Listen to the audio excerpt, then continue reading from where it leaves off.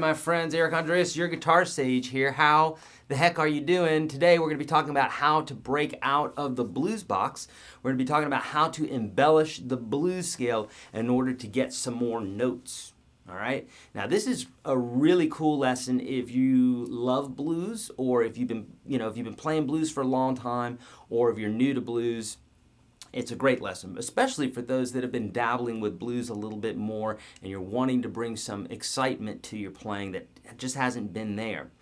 And this is really based on a kind of jazz way of thinking. And I say jazz in that this is the way jazzers think a lot of times, but really this can be done in any genre of music, but the jazzers seem to really embrace this and take it to the fullest extent, as opposed to us rock and blues players. We don't do it as much. We have to be forced into it a little bit and really shown, hey, here's what you do. They almost start off thinking this way, okay? So I'm going to be showing you really how to, even though I've got a PDF for you today and I have a diagram which you must download. You've got to do this. It's free. But the reason that you've got to download it is I can be telling you all this stuff, the theory as to why this works, but when you walk away, unless you have the little dots on the fretboard like this, you're probably not going to be able to get to it because it's something that has to happen very quickly as the chords change, okay? So, with that being said, let's do this. Let's go to the PDF here, and I'm going to just show this to you very quickly. And while we're doing this, I want you to go download the PDF right now. Okay, so if you're on YouTube, if you're on Facebook, download that right now, and let's take a look at this PDF, and you'll get more of an idea as to what I'm talking about. Okay. So again, read this whole bit on your own. You've got the links there for the free series and the $1 access, which, by the way, tomorrow, the 75% off of all products except for UGS. So that includes 365, includes how to practice, how to become a fingerstyle guitar player, all the ebooks and all that stuff. All that's going away. The 75% off is going away tomorrow. So if you want to take advantage of it, you've got a couple of links here, but really, we've got another link for you, and we'll show that to you throughout the program here. It's YourGuitarSage.com/75off, but we'll in fact, that's in the link. It's in the description of the video. That link is, okay? Okay, so really this is the crux of the matter here. The blues scale, key of A minor, and the embellishments, okay? Now, we literally could have taken this throughout the entire neck, and I started doing that, and I said, I'm not going to do this to them because this alone, this one picture alone, is probably going to cause a conniption for some people, Okay, we don't want a conniption. This is easy stuff. All right, friends. We do not need to get crazy about this. It's not. If you take this one chord at a time, you're going to find out this is actually very simple. Okay, what you're looking at right here is, if you will, if the whole neck. Okay, if the whole neck, if we did this with these dots and what have you, that was a map of the United States. Okay, you're not going to get overwhelmed by that, because the way you think about a map is, well, I don't need to worry about Washington and these other states where I'm not in. I'm in Tennessee, so I don't need to worry about these other states if I just need to go downtown Nashville. Just need to worry about the route there. I want you to think similarly about whenever you see like these dots on the fretboard and you start getting freaked out, just don't worry about it. Just think of it like a big map. And in this case here, we've got a map maybe just of your state, okay? It's just form 1 of the blues scale. But even more so than that, we're going to drill down to one particular part of the neck, because you can only play one part of the neck at a time unless you're playing a chord, right? You're only playing one note at a time. Why do you need to know all the other notes? We need to know all the other notes in case you travel to a different state or a different part of the guitar neck. So the same thing stands here, is we've got the whole map. In this case here, I just decided I'm just going to give you a map of the one position here, form 1, so you're not getting overwhelmed. So if you will, that's the map of your state. And then I'm going to show you how to navigate that, because literally you'll be able to take this and do it throughout the neck. But if I just give you this one position, you're not going to be overwhelmed, okay?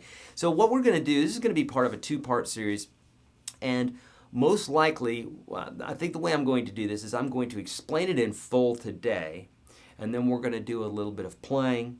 And then tomorrow I'm going to explain it again a little in a smaller way, okay, for folks that have been here, but it's a reiteration of it. And then we're going to do more jamming together, you and I, okay? We're going to do some call and response type stuff, okay? And I'm going to guide you through this. Okay, so looking at this PDF that you've got right now, what I want you to do is I want you to think about this. You can see that the black and white dots that are on your screen, just those alone, are the blues scale. And in fact, in the key of A, it's the A minor blues scale, okay?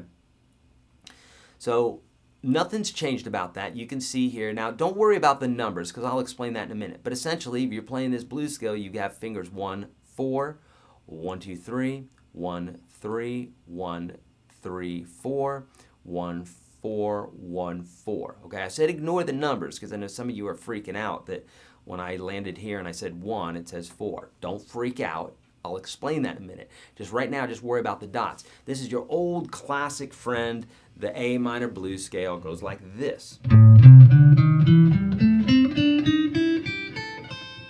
Okay, that's it. In fact, let's do this.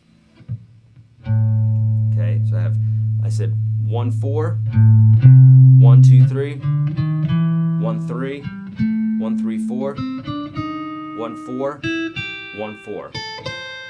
Okay, so that's the basic blues scale right there, but you don't need to think anything other than that scale right now, okay? These color notes are going to basically be notes that we bring in, and they're different colors because according to the chord that we're going to be playing, those different colors are going to mean something to you, but they won't yet because I hadn't explained it, okay? So don't freak out. If you know nothing right now, then you're in a good spot because you're like everybody else in the room, okay? No one else knows this either, okay? If they do, they know it a little bit, or if they do know it, then great. They've learned it at another time before, but at some point you have to learn it. There's a point when you know nothing, okay? And that's where we're at today. Okay, now, the reason that you see this 1, this 4, and the 5, and you see that repeating and what have you, right, is because those are notes known as the 1, the 4, and the 5 in the scale, and we get this simply by using the major scale. So if we started the major scale on the A, and we played the major scale as I teach it in my free program, the link for that's in the description of the PDF. If we play this scale here, you may not know the major scale, but hopefully you do, and if not, here you go, I'm going to show it to you. Here we go. If I play 1, 2, 3, 4, 5, then you can see that the 1 is right here on my 5th fret of the 6th string. The 4 is right underneath it on the 5th string, okay? And the 5 is 1 octave up from that. I'm going to do it again. Not an octave up, but a whole step up. So here's our 1. I play through the scale. 1, 2, 3, 4, 5, 6, 7, 1. You've heard that before, right? So here's our 1. 1, 2, 3, 4. And here's our 5. So 1, 4, 5. That's why we call them 1s and 4s and 5s, is because it's according to the major scale, okay? So now back to our little picture there. So we've got the 1, the 4, and the 5, right? And we're playing chords 1, 4, 5 for this particular 12-bar blues progression. Okay, if you don't know about the 12-bar blues progression, I teach this extensively in my courses. I teach it some for free on YouTube. Just search YourGuitarSage 12-bar blues and you'll find it. But essentially we have, you know, you've heard this progression before, right? Like we have the 1 chord. And here I'm going to show you that basically here's our 1 chord based off of the 1, the 4 chord will be based off the 4, and the 5 chord will be played based off the 5. But I want you to hear this and see it at the same time. So here it goes. Here's our 1 chord. Based off that 1. 1. Here's our 4.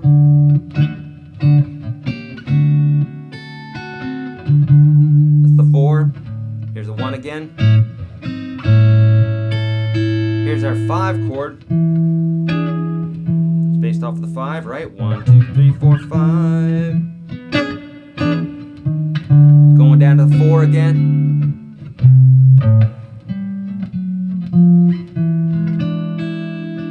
So really you have the 1 chord, the 4 chord, and the 5 chord. And then you see that as it is represented inside of the PDF there. You see the 1, the 4, and the 5. So basically, anytime you see the 1, that's an A. Every time you see a 4, that's a D. And every time you see the 5, it's an E, at least in the case of A minor. Some of this stuff's going over your head. I know it is. But it's okay, because guess what? Nobody starts off at the same place on guitar at once. No one does. Everybody starts at a different place. Everybody's learning at a different speed, different skill sets, all. But here's the one thing I can tell you. Everybody has the same tools to choose from and you've got all the same opportunities, okay? So if you're thinking in your head, my hands are too big, I'm confused about this, what have you, then just welcome to the club. That's everybody, okay? You're not any different there, okay? I know the world is telling everybody you're so different. You're not, okay? We're very much similar. So just understand that if you're a little bit confused right now, it's okay. Just stick with me, I promise. You're going to get this, okay? So we got the 1, we got the 4, and the 5. Now the reason that I have those in there is because, first off, you can use those numbers to accentuate the chord that you're playing on, okay? So for instance, this chord progression that I just played is a 1, 4, 5. So we're going to keep it real simple here in a minute, and then we're going to get to these dots. But if I just start off on the 1, here's I'll play, here's our 1. Here, I'm going to play the 4 now.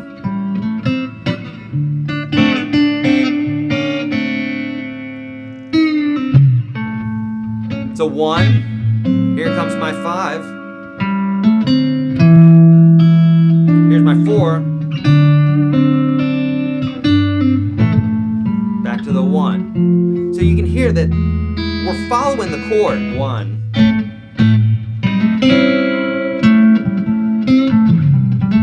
So I'm basing it all off the 1. Here's our 4. 4.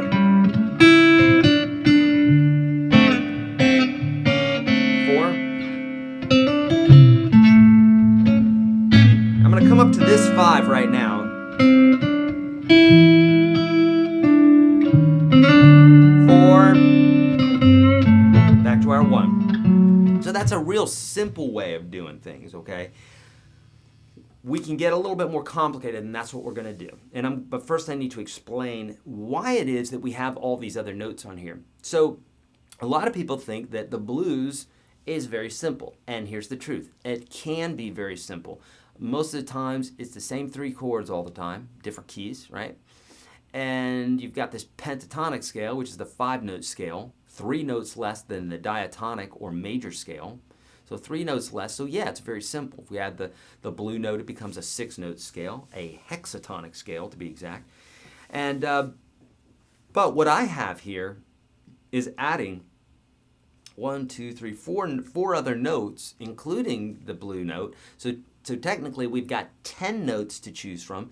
Well, the full spectrum, the full chromatic scale has 12 notes in it. So essentially for blues, we're saying, hey, play all the notes if you want, except for 2 of them. Don't go near those 2 notes. They're not going to sound so good. But 10 out of 12 notes is pretty unheard of to be able to do that in a song. Here we are taking a simple blues progression and throwing 10 notes in there if we want. That's pretty cool. Think of it like this. Think of it like you've got this spread of food in front of you, right? And it's got all these different, you've got fruit and you've got veggies and you've got grain, and you have basically all these different bits that you can eat. Or you can think of them as spices almost. In fact, that's probably a better thing to say is spices, because we're only going to be using these very sporadically. We're not going to be using them a ton. So you can think about the blues scale as your main course, but then we've got those other little dots that we're going to be sprinkling in to just give slight little sounds, right? If you think about putting chili or putting cinnamon in something, right? You don't need to put a ton of it in there for your palate, for your nose and your olfactory and your taste buds and everything to get a sense that there's cinnamon in that. You just need a teeny tiny bit. Same thing with salt, same thing with vinegar or different types of spices and that sort of thing.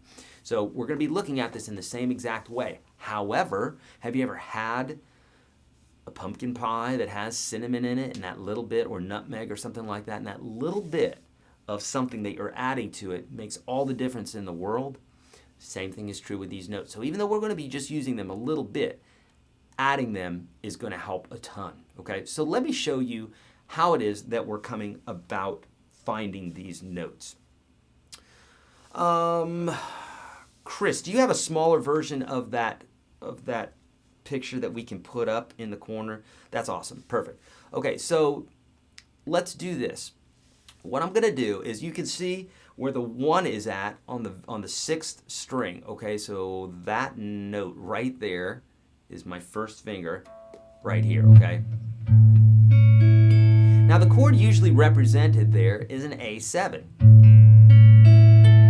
So if I play it, basically I've got the 1 here, the 5 on the 5th string, and so on and so forth. We're building this chord, okay? Now, the blues scale doesn't say that we should play this note right here.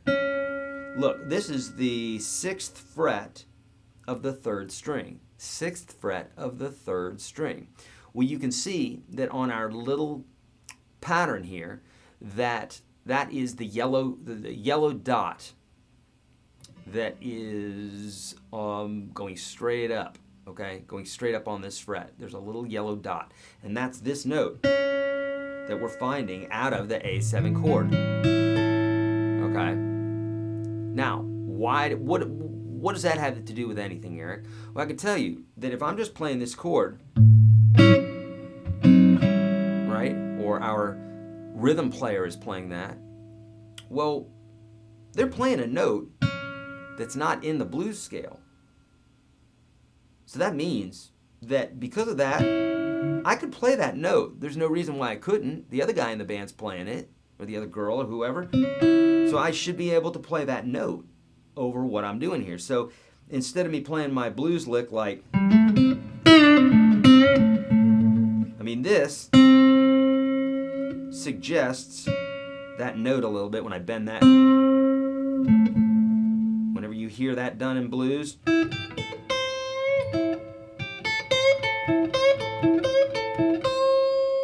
that bending of that note is trying to emphasize the major part of chord 1.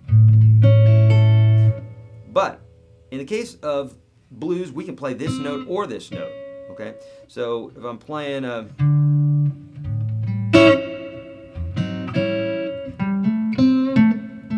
I can play that minor note.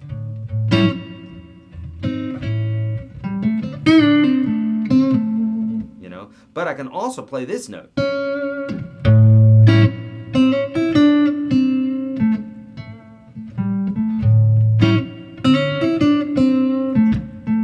Sounds a little bit more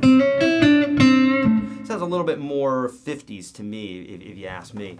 But we can play that note. Now we're using our octaves, our springboard octaves. What I want you to do is I want you to think about this. You've got this yellow note, right? You see that on the diagram here, right? Well, if we go down 2 strings, 1, 2, and up 3 frets, 1, 2, 3, you're going to see that yellow dot that's at the top right of this picture right here, right? This one. How can I do that? I'm all backwards. You got it. You know which diagram I'm talking about. Here we go. Here's that note. So we have it there, and then we have it up an octave, which is down 2 strings, up 3 frets. That's what I call springboards. I cover this in a lot of my courses in Unstoppable Guitar System, that sort of thing. So you can look for that on YouTube, type in springboards. So we could play that note. We could play that note over the A chord. We also could play, if we go back 2 frets and up 2 strings, we got that note as well, which is also a yellow note on your diagram. You can see it right there. And you also have this, let's see, got that guy, and then you also have this guy. So right now, look at your diagram. All the yellow notes that you see represent the 1 chord. Okay, represents the 1 chord. And what that means is when our A chord is being played, then we can play that note.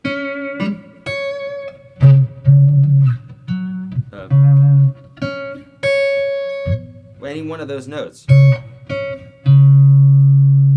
so now if I let this chord progression run a little bit, then what you're going to see is you're going to see me playing around with these notes a little bit, tonality wise, and we're going to be pulling some notes from them. Okay, so here we go. So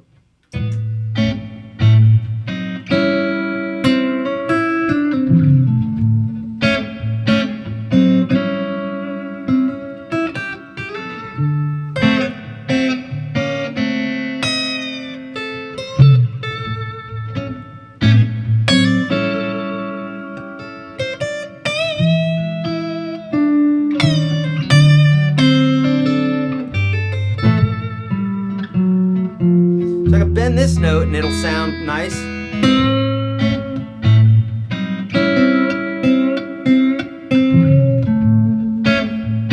Now why does that sound good? Because even though that's not in the blues scale, it's part of our yellow note. And we said that when we're on that 1 chord, right? Here's the 1 chord. And then when it goes to the 4 chord here, different rules, and it comes back to the 1 chord, we got the yellow note again. Then when it goes to the 5 chord, we got other rules that we'll talk about it in a minute. In the 4 chord, we got different rules, but that 1 chord, we got the yellow notes. Sorry about that. Okay, so you got the idea, so we got our 1 chord there.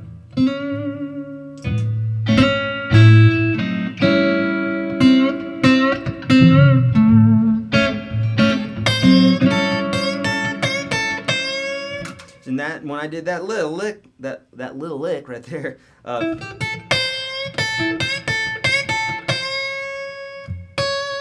there's that 1, or there's the note that we're getting out of that chord.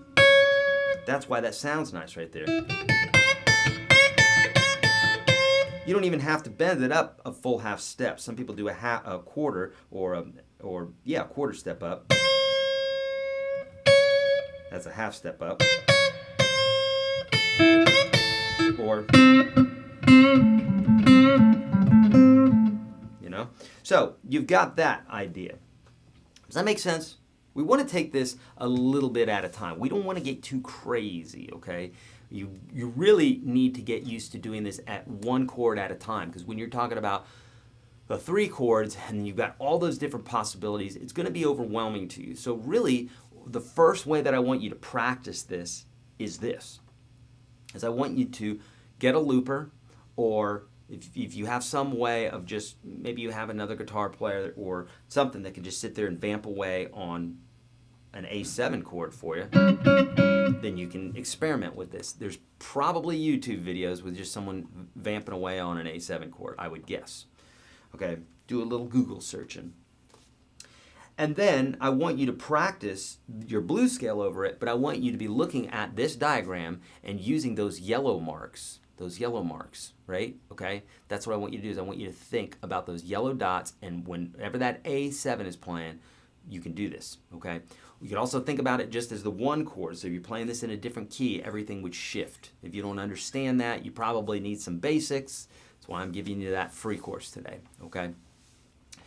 All right, so just like a juggler, the juggling unicyclist on a tightrope, you hear me talk about this guy all the time, many different things that he does at once. He did not one day go from being a couch potato to saying, I really want to be a juggling unicyclist on a tightrope. This is something that he did every day. Got to get on a unicycle, practice some juggling, did all these things separately until eventually he got so good at them that he brought them all together, then became a circus act.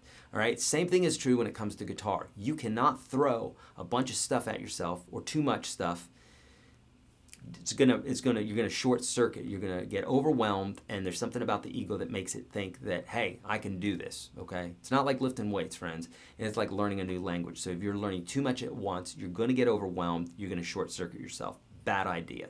Okay, take it one step at a time. If you're bored, that means you're going too slow. It's rare that that happens on guitar. It's more people feel frustrated. You want that balance between frustration and bored. Most people are frustrated because they're trying to do too much. If you're trying to do too little, then you're bored. You want to be right in the middle where you're challenging yourself, but you're not getting frustrated where you want to put the guitar down, and you're not bored of it to where you're not moving forward. Okay, so with that being said, that's exercise one here, is you want to get used to throwing that yellow note in there. Okay, now if you want to know what note that is, it's the third of the chord. Or I should say it's the third of the scale. You can see if I play that scale there, 1, 2, 3, and there's that yellow note right there, right before the 4. There's our 4 and our 5. 1, 2, 3. Okay, so that's what we call the major third, and this would be embellishing or adding the major third to your blues scale. Okay, all right, great. So you got that basic concept. Let's move on to the 4 chord, and let's see what that brings about. Okay, so now if we look at the 4 chord here, which is a D7. Okay, this note is in the scale, that note's in the scale, that note's in the scale, that note's in the scale. This note is not. Okay, so what I want you to do is I want you to notice on the diagram above, I want you to notice the second string from the top. You're going to see a blue dot, and it's right where my pinky's at. It's the 7th fret of the second string. Okay, you see it? Second line down from the top, blue note. And this is not what we call the blue note. It's just represented as the color blue. If you're familiar with my coloring system that I use to teach all my chords, jazz theory and that sort of thing inside the Unstoppable Guitar System, then this will make sense to you. The coloring will. Okay, so that note right there, you can see it's not in the blues scale, because the blues scale goes.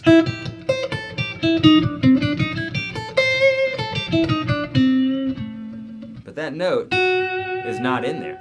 But when the band's playing, they go to that 4 chord. Well, that note is there, loud and clear. So that means that we can play that note. So if you notice that what I did is I said, okay, there's that blue note, and then we can go, and by the way, this is the 6. Okay, so we go 1, 2, 3, 4, 5, 6 is the 6th note of the scale. So in this case, we're embellishing, or we're adding the major 6 to the blues scale. That's how we're getting that note. Okay, but we're getting it from the D7 chord, but we're calling it the major 6. Okay, so I know some of you still are getting overwhelmed right now. Listen to me. Look in my eyes. Okay, do not get overwhelmed. Understand that this stuff just takes some time. You're not going to get it all at once, but this is good stuff, okay? So stick with it. It will not come to you at first.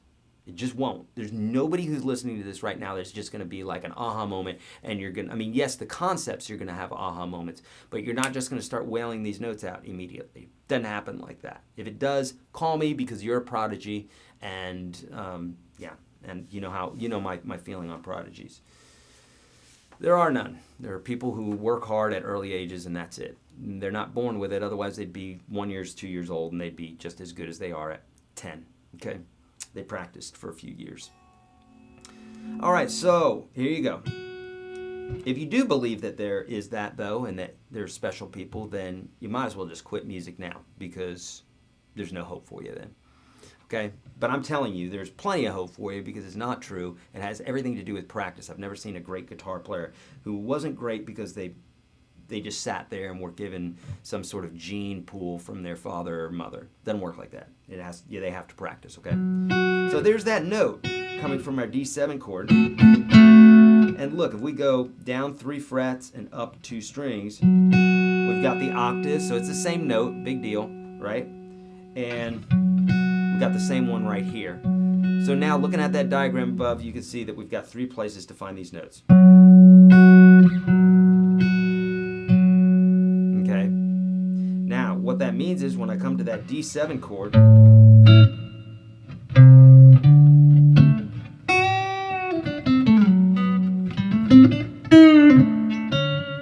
so now I just play this D7, and what I did is I threw both of those notes in there.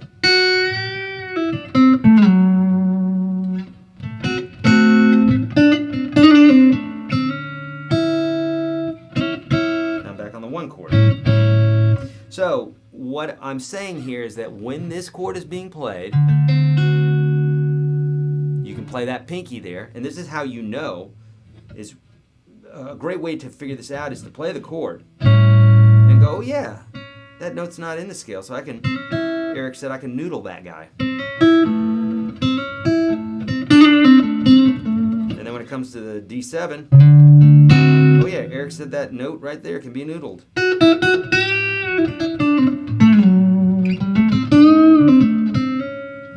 And back to the A7 again. Okay, so 4 chord comes along, we got that, any of those blue notes there. Okay, makes sense? Again, what you're going to do is the first thing you need to do is conceptualize these ideas. They need to make sense to you. Like, oh, okay, I see the chord. Eric, I can see where you're getting that note. Okay, I believe you now. But we got that. That's the conceptual part of it. Not going to make you a better player, but it's a step in the right direction. So we got to conceptualize that first. Then we got to practice this a little bit. So the next bit to do is just practice that yellow note on the 1 chord. After you get good at that, separate it, go to a 4 chord, play the 4 chord, let it vamp, use a looper, use something, use a jam track. I've got 600 of them-ish inside the Unstoppable Guitar System. You can check that out for $1 today inside of the PDF. There's a link for it, okay? Okay, and we're doing 75% off all products today. We'll give you that link later too, except for UGS. That's half off. Okay, so you're going to do that with the 1 chord, then you're going to do the same thing with the 4 chord, but separately. Don't get overwhelmed, okay? You can, if I put a giant sandwich in front of you, a sub, and I said, eat it in 1 full bite, you'd be like, you're crazy. 99.999% of the people out there would say that I'm crazy, right? But if I were to give this to you, 99% of the people out there are like, that's too much. What are you talking about? I can't do that. That's your sub sandwich, okay? It's just that when eating something physical, you can go, I can't eat that too quickly. But this, for some reason, our egos say, oh, I can do that. No, I can't, okay? Go with the no, you can't, okay? You can't do this all at once. It's, don't try to fight this. It's not an ego thing. Trust me. Do small pieces at a time, and you'll chip away at this stone, and you're going to be a great player. If you don't, you're just going to. It's going to seem like you're a superhero for a day, and then you're going to fail. Don't be that guy. Okay. So you practice the 1 chord, then you're going to practice the 4 chord with these new notes put in here. Okay. And I have jam tracks for you for free as well on YouTube. Okay. Just search YourGuitarSage jam track. Now, the last one that we're going to do is for the 5 chord. And you can see all those orange dots there, right? Look at every single orange dot there can be derived because of this 5 chord. Okay, so let's talk about the 5 chord for a minute. So, watch this. Here's our 5 chord. We can play this a number of different ways, but if I play, and technically, that would be extending that chord. So here you go. So look, here's this note. We play that up an octave, you'll find that, and then you find this guy. Okay, all represented above. Okay. In fact, you can see the lowest line here of the diagram above is where this finger's at right now. You can see that orange dot. And then up an octave, we got that, and up an octave, we got that guy. So you got 3 of those right there, okay? But what happens with this chord is, we can either play it like this, or we can play it like this, different ways. But what happens is we've got a few different notes represented. With this one, we've got 2 new notes represented. So now look at the very top line of the diagram. The very top string, my first finger is that note that you see at the 7th fret. Whole step up from the 1, the numeral 1 there. You see that orange dot. That's where my first finger's at. And then I put my 3rd finger on the next string, up 1 whole step, but on the next string down.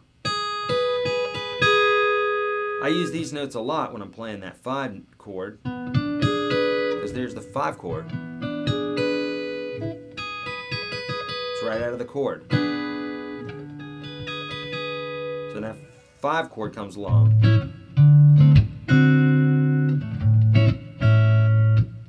Here's the 5 chord.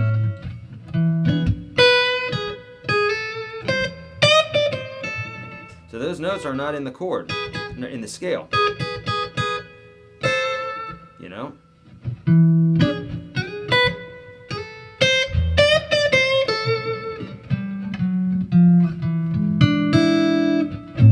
Okay, so any place you see those blue notes, friends, you can play that note over the 5 chord, okay? Now, some of you, I know, are still confused. That tells me that you don't have some basic theory stuff down. You got to have some basic theory stuff down. Everybody needs to have that basic theory stuff down just to understand this, okay? That's okay. Everybody has to come to it at the same place. They start at the beginning. That's okay. I've got all that information for you for free today. It's in the description of the video. You can get 75% off almost all the products today except for UGS. But the free stuff, inside the link or inside this PDF, you're going to see those 2 links at the top. Those are for you, friends, okay? They're not for me. They're for you so that you can learn this stuff. At least take advantage of the free course. Obviously, the dollar course offers a lot more where you can really check everything out for a month, okay? But the free 30 lessons are there for you, for life. Keep them, okay? And they're going to help with a lot of this understanding, the basic understanding when I'm talking 1, 4, 5, and I'm talking about the scale and what we're doing with it, okay? Don't get overwhelmed if some of this is going over your head right now, because if you're waiting for it to all make sense, you're going to be waiting forever, because it just doesn't. Okay, there's a lot of these experiences. You'll see the comments in the descriptions or inside of the chat today. You're going to hear people saying similar things like, "I didn't think I could do this. Now I can do this," and I hear that a few hundred times a day, because that's just the progress, okay? Guitar seems very daunting at first, because it is, and then you learn something and you go, oh wow, that was easy, and you keep doing that a few hundred, few thousand times throughout your playing, and then all of a sudden people are calling you a great guitar player, okay? I'm waiting for that day. No, but seriously, it really is all a matter of stacking these bits and pieces. Okay, so I'm going to explain this again tomorrow, probably with a little less detail, okay? We're going to delve into it more, but we're going to do more playing tomorrow. Now, what I'm going to do is just before we go into some question and answers, what I'm going to do is I'm going to show you, I'm going to play this very slowly and show you how I'm going to pull some of these notes out. So here's our 1 chord.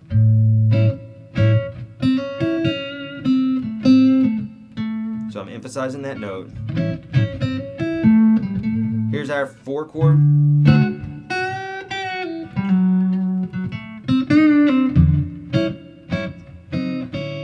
Okay, so I played that note.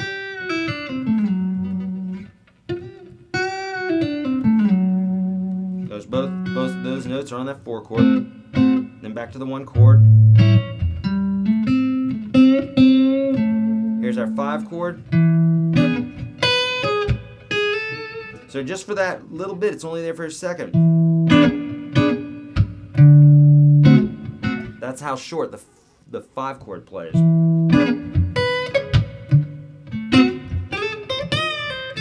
So I had to resolve it right away. As soon as that 5 chord's gone and we're on the 4 chord, you got to get away from those notes because they're not going to work. Think about it like a spice, okay? If you got different entrees sitting on your table, you might want cinnamon in your bread pudding, but you don't want it in your green beans.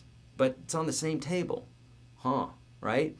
You don't want to be tasting green beans, or you don't want to be tasting cinnamon when you're eating your green beans. You do want to taste it when it's in your bread pudding or whatever. So it can be in the same song here, right? But it has to be on that chord because that chord's calling for those notes. Does that make sense? Okay, good, great. Let's get into some questions here, and we're going to start today on Facebook, okay? Now you're going to have to give me a second here because I'm going to have to mute this.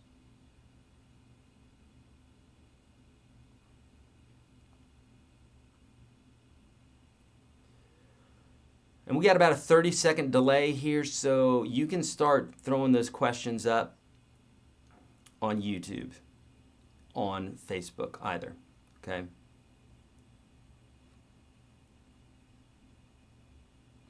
Okay, give me a second to mute this.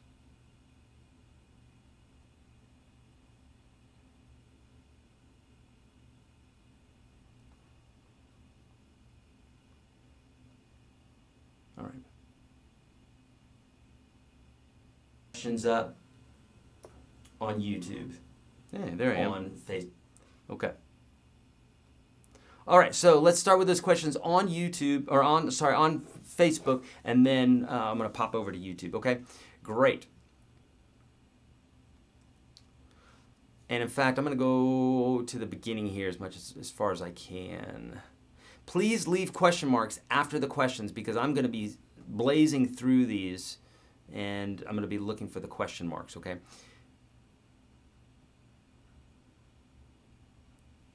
Okay.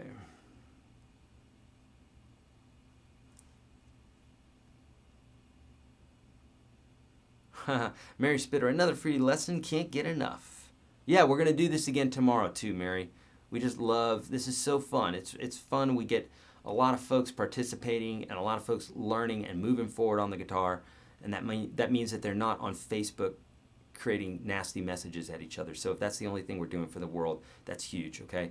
Mary, I know your head is splitting from this stuff. I promise you, it's not as hard as you think it is. There's just a few little pieces missing. If you haven't done the free course, do that free course because it's going to answer a ton of questions, okay? Victor, why does tab seem inverted? Tab seems inverted because, think about it. When you're looking at musical notation, the higher notes are higher in the staff and the lower notes are lower in the staff. That's why they have it inverted, because they want the high strings to be high and the low strings to be low. Does that make sense? So it's really the same thing. It's just that you want to, you know, basically when the notes are going up in musical notation, they wanted the musical notes to be going up in tablature as well. And it makes sense, right? Okay. So yellow is the A minor, orange is the E, and blue is the D chord. That's right. Yes, definitely, Mary. And remember, all of this moves up and down the fretboard. So like if you wanted to put this in another key, you could easily do that, okay? Just put it in another key. but everything would move along with it. So this is not A dependent. You can do this for anything. The patterns appear in every single key in the exact same place. You just move the whole enchilada. So if we were doing this in A, you know, it's right there. If we were doing this in G, it would be right there. If we were doing this in B, it would be right here, because that's a B note. So if you don't know that, then again, that free course is going to make a lot of sense for you, okay?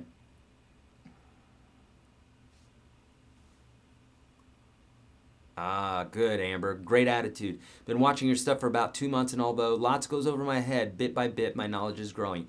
Amber, take advantage of that free course. I promise you guys, I'm telling you this because it's going to give you all of this information that's going to make everything else make sense, okay? And you'll blaze through these videos, okay? It's not something that's going to be like crazy over your head. It just makes a lot of sense, okay? Gordon, yes, this will be available on YouTube and on Facebook afterwards, so you can come back to it, okay? What is a good practice routine for a guitar? Derica, you're going to have to get more specific. Otherwise, I'm going to say practice all waking hours. That's the best practice routine. Practice, and that's all I want you to do. Don't go to work. Don't do anything else. So I know that sounds general, but if you want to get good at guitar, that's truly the answer. Obviously, we need to get more precise. So tell me what is exactly what you want to do with guitar, Derica, and I can tell you a little bit more. And tell me how much time you have. Will these videos be saved? Yes, they will be. They always will be. Brian, hi Eric, I think I understand most of this. Can you play the notes in the chord as well as play the notes in the scale as long as the rhythm is playing the corresponding chord correct? Yes, that is true. But what happens is, so like, you know, I could be playing, well, watch this. So if I do this, Brian, if I play this chord progression, a great way to get started with this is to take fractions of the chords instead of the full chord, to take fractions of the chords and start noodling with those a little bit, and then start trying to make some leads out of them. Okay, so like, here's the chords first.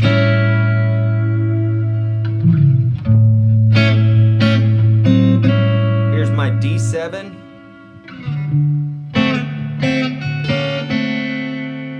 My A7. Here's my E7.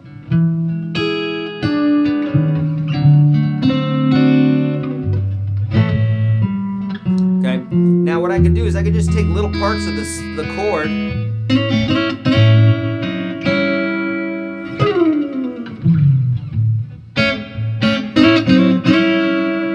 here's my D7.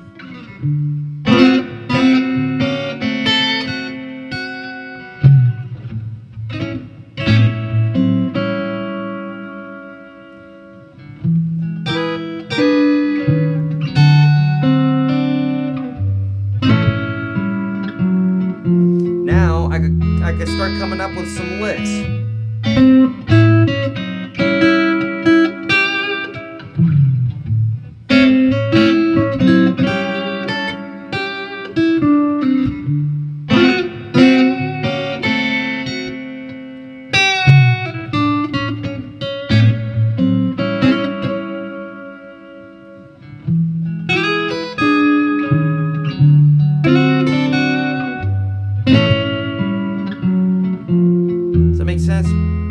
So you want to start very, very, very simply, and then you can start complicating things, you know? Okay, good. My guitar teacher doesn't want me to noodle over blues backing tracks. He indicated that not all notes in the minor pentatonic sound right at all times. Why would that be? John, that's not a good reason to not play over backing tracks, because not all notes will sound good over any music, over any jam track ever. Think about it. Think about this for a moment. John, it's like having a conversation. Even though we're using words, if I'm talking about sharks, and we're talking about sharks for like 20 minutes, and then all of a sudden you start talking about cars. We were talking about sharks, but you keep talking about cars now. That's going to be weird, right? Or if you throw in something, you throw in a phrase every now and then while we're talking about sharks that has nothing to do with sharks, that's going to be a little bit weird. So in the same way, when we're talking about music, we've got chords, you know, harmony, and we've got melody on top of it. When those two don't match, then it cannot sound right. Now, technically, any note in a scale should work over a particular chord progression, okay, if that chord progression is not going outside of the scale, which 97% of the time they don't, okay? But you can think about it like two people talking. If they're talking about something, if you want to be right in there with them, let's say you want to talk to someone who you really want to impress, or you're talking to someone who you really want to impress, you're probably not going to be scattered, trying to change the subject, talk over them, and that sort of thing. You're going to be letting them talk, hanging on their every word, and then putting in your parts, trying to impress them, right? You're talking to, whatever, if I'm talking to Tony Robbins, I'm going to make sure I make a good impression to this guy, right? Because he's an impressive guy. So I'm going to let him talk, and then I'm going to be hanging on his every word and try to converse with him in the same intelligent manner that he does. That's how you want to think about music. So, of course, there are notes that aren't going to sound right at all times. But, John, that's why you noodle. That's why we noodle all the time. You'll hear me play. You'll hear me hit notes that some notes are better than others, or some phrases are better than others. That's why we're constantly working on that. So, that's not really a good reason not to noodle. You got to noodle, otherwise you're not going to get good at noodling, or improvisation. We also call it that, okay? Not really related to this, but I was watching a video where you were talking about your sign-off. What was the blue electric you used in that video? It looked like it didn't have any pickups. Jonathan, that is a Line 6 Variax guitar that I gave away at a broadcast sometime last year, I believe. So yeah, check that out. Variax, V-A-R-I-A-X. I've got another one sitting in the other room right now for an upcoming gig that I'm going to be playing. But those are great guitars that do a lot of different things. It's a modeling guitar. Derica. Okay, well, I want to be able to play any song I hear and be able to play just solo on the spot. So what would be a good routine to go about doing that? Derica, you got to get a good ear first, okay? Well, that's part of it. And also you need to know some basic theory knowledge. So my prescription to you, Derica, is watch those first 30 lessons, because they stack up and tell you about theory in a way that is going to help you for the rest of your life, whether you never take a lesson again in your life, okay? So those first 30 lessons, absolutely crucial. Before anything else, watch those. Just watch them, okay? Then on YouTube, search YourGuitarSage ear, and there's some bits in there where I show you how to identify the key of a song. If you can identify the key of a song, you can use the pentatonic scale, which allow you to instantly solo on any tune, okay? Major or minor. Will you go over chord progressions in the next few days? Will you go over other chord progressions in the next few days? Or are you mainly sticking to 1-4-5 and blues? Ricardo, 1-4-5 and blues, because the chord progression makes such common sense. It's very simple, and right now we're throwing out some new concepts about playing the scale differently. So if we start bringing in a bunch of other chord progressions, everybody's going to get confused, okay?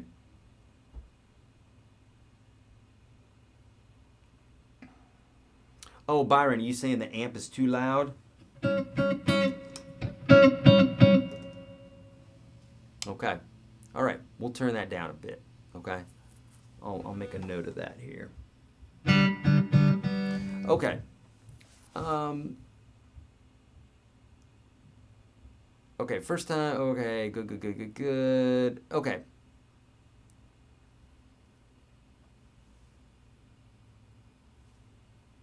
Okay, excellent. All right, we got to some good questions there on Facebook. Now I'm heading over to YouTube. So friends, get those questions ready on YouTube. I'm adjusting my butt because when you sit here for a long time, it gets a little bit, it falls asleep. Yeah, all right. All right, great. I'm going to be looking for question marks, obviously. Okay, Ison J69 says, you make it sound so smooth. What can I work on that will help my solos not sound so much like the scale? That's great. Ison J69. I have a video on YouTube that talks about this specifically. It says you're playing your scales wrong. But essentially, what people do a lot of times, they practice their scales like this, which is great in the beginning.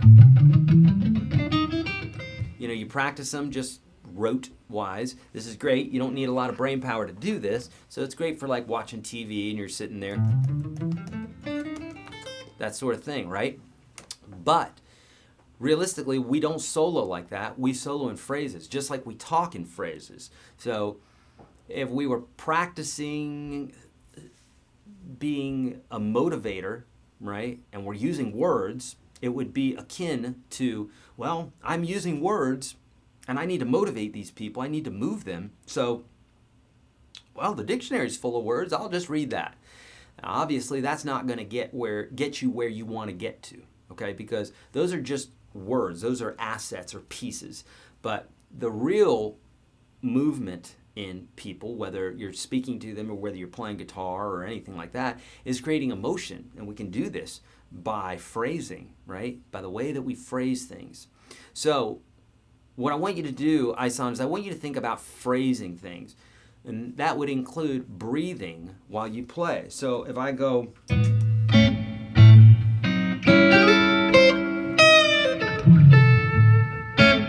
think about that as a breath.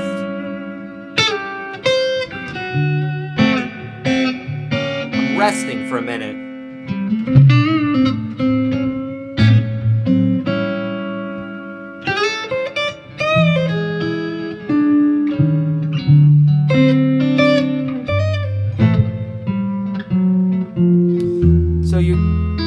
So what you're doing is you're thinking about a moment or a phrase. You're saying a particular something and you're waiting and you're saying something else. So when we speak with commas and we speak with periods, right? To say, hey, this is a statement. And even though this next statement that we may say may be equally or even more important, we're in this moment of time. I know this sounds like real philosophical and heady and stuff, but it's really simple. If you think about life like this, oh my God, life will change for you. It did for me when I started thinking this way. So did music and everything else.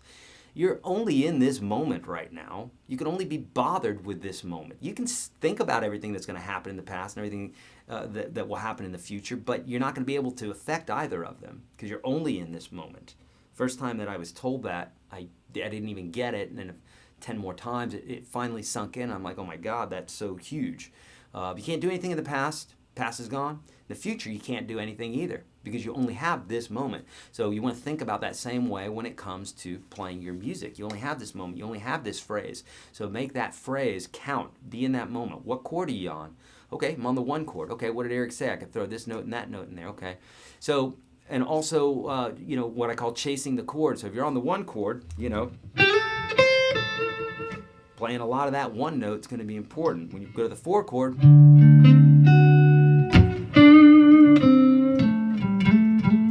playing that 4 note is really important. When it goes to the 5 note, then back to the 4, you need to be on top of that note. So that's what I call chasing the chord. I have videos for that too. But that's what you want to do is you really want to think about phrasing, All right, great. You answered the colors too fast. Barry, you'll have to tell me exactly what you're talking about in regards to too fast and what specifically was the question.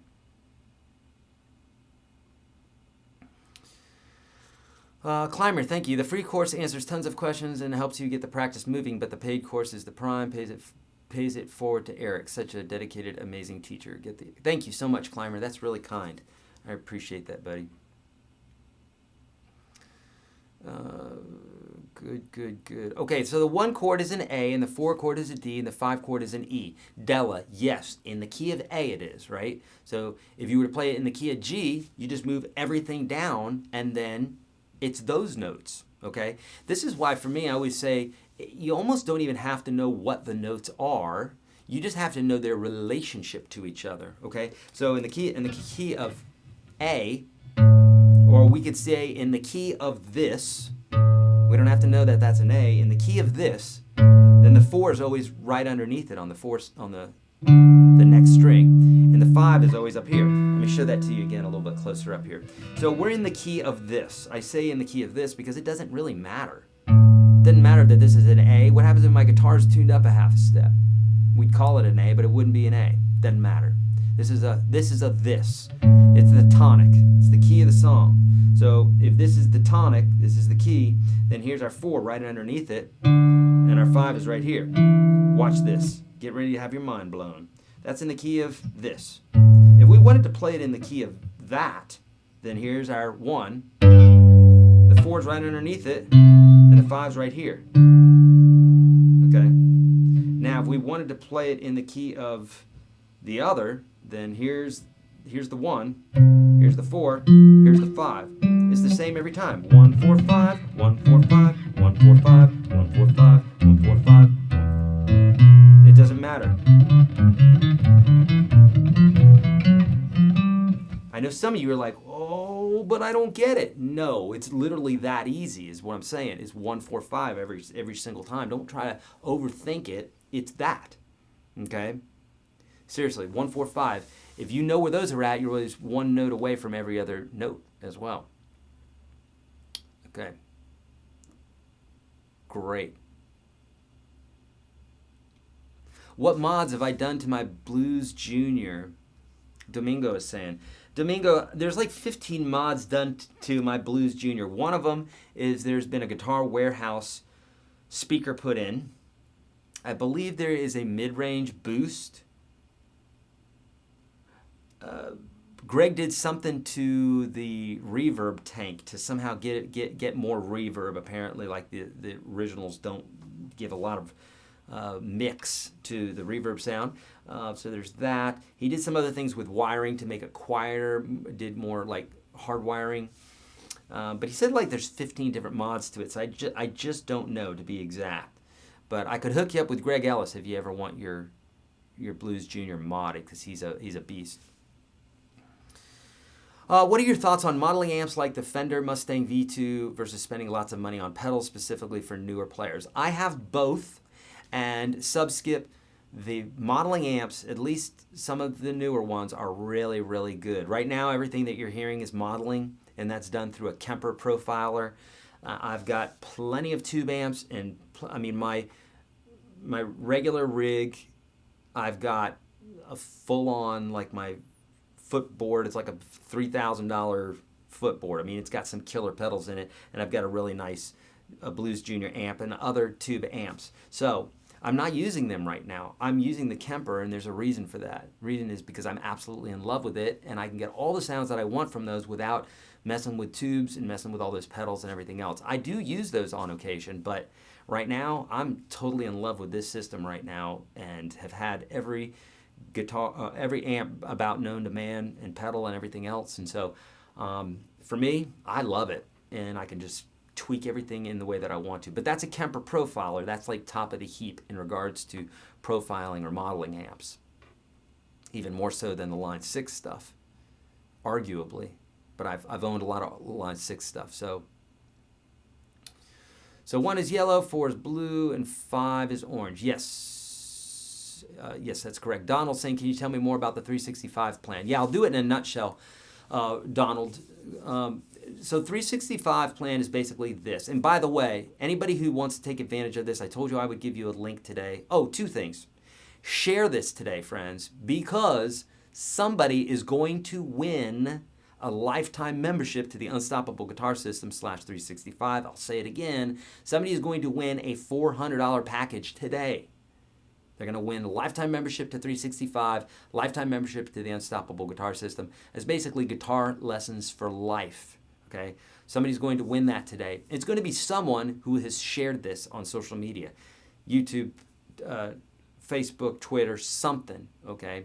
And then you'll see the announcement. We always make these announcements, so we're going to let you know about that. We'll do the same thing tomorrow. So there's always something to win, okay? So do that right now. If you haven't already, please share it. If you don't, you won't even have an opportunity to win. Okay, so do that, please. And then the other thing is, we've got this 75% off bit that's going on right now. YourGuitarSage.com/75off. Okay, and you'll find that the link in the description of this video. Okay, on Facebook and on YouTube. And sorry, I've got to turn my phone off, my watch off here, because I'm getting all sorts of notifications. Stop. There we go. So there's the link right there for you, okay? And so let me tell you about, okay, so basically 75% off. Everything's 75% off right now except for Unstoppable Guitar System, and I believe that we have that at half price today to the end of tomorrow, okay? So you want to take advantage of that stuff. If you're serious about guitar, if you're tired of poking around YouTube and finding videos here and there that are contradicting each other, and you want a step-by-step, fail-proof system that thousands of people have gone through successfully, you know where to go, all right? Right there. Anybody who's in the program too, if you want to give a shout out and let folks know that it's a real deal, that'd be appreciated. Thank you. Donald, okay, so the 365 is this. It's basically a program that I designed that said 7 days of the week, 7 different core areas of learning the guitar, like alternate picking, economy picking, finger picking, hammer-ons, pull-offs, scales, music theory, polyphonic playing, that sort of thing. And so we separate into the 7 different days of the week. So for instance, every time you come to Sunday, you've got finger picking. Every time it's Monday, it's alternate picking. Every time it's Wednesday, it's economy picking, or maybe, economy picking. So, and basically, we've got those 7 different core areas of practice. There's a new exercise every single day for those 7 days. And then the following week, we got 7 more exercises, but in those 7 different areas. So you can think that every time you come to a Monday, you're going to be doing alternate picking. And the first week, it's going to be a very easy exercise. The second week, it's going to be a little bit harder. The next week, it's going to be a little bit harder. And we slowly turn the heat up 52 times, 52 weeks, right? And by the end of the year, you've got this massive skill set in these 7 core areas of the guitar. What's great about this is that you can't mess up. If you go on vacation for a week, you come back to it, you're going, you're fine. If you miss a day, you miss a week, you miss a month, it's great. You can come back to it because it has a little completed video thing. You can mark it as complete or not as complete. You can come back to it whenever you want. It doesn't end at the end of the year. You just start back at the beginning again and do it at your new pace. You can start at any day of the week, any day of the year, any day of the month. It doesn't matter. And what I wanted to do is I wanted to create something that you wouldn't have to think too much. But if you're just like, what do I practice today? You're going to go to 365 and you're going to pull up your day and you've got a new exercise every single day. So 365, maybe even 367. I know there's more than 365 lessons in there, a few more. And you'll have a lesson for every single day of the week. So for a whole year. So it's pretty cool. And right now, friends, normally that's $79. We're doing 75% off of that today. You'll find that in the link that's in the description of the video, YourGuitarSage.com/75 off right there. So if you want to take advantage of that, do that. If you want both of them, UGS and 365, then there's an option. You'll see that. Just hit that link and you'll be able to, you'll see all the stuff that we're doing for cheap today, okay? Baron is saying, Eric, I've been playing guitar for a year now and a couple of blues songs, A Life by the Drop.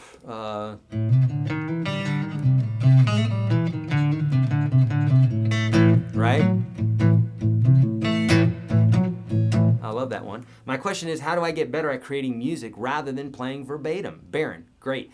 So Baron, you need to know an understanding about how chords and scales work together, okay? So number one, building your theory knowledge is the number one way that you can do that. I shouldn't say number one. That's one great way to do it, is to understand how the chords work together. Because technically, in a major key, the chords are major, minor, minor, major, major, minor, diminished, and then back to major again. And so that works for all major keys. We can stray from that if we want, but 99% of the music that you're hearing, it has that structure, okay? And I teach this in detail inside the course. For those that are like, there's no way I'm going to get into that course. I don't have any money. Well, you can get in there for $1 and you can try it out and at least take advantage of all these lessons, because literally you'll be able to get to everything. And I teach that specifically. There you go, YourGuitarSage.com/1. You can get in there for $1 and you can try out.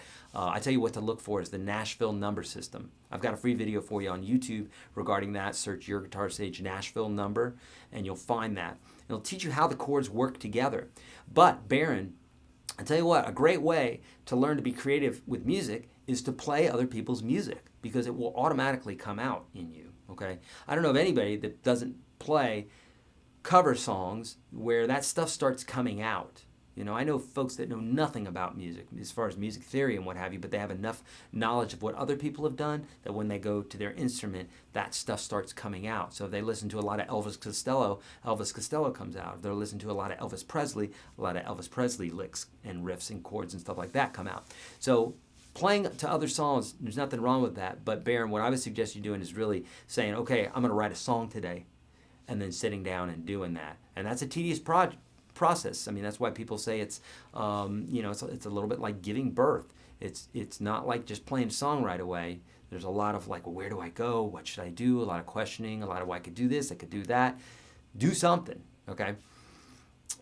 Great question. I'm doing this on acoustic. Do you have any specific tips for doing this unplugged? No, doesn't matter whether you're unplugged or not.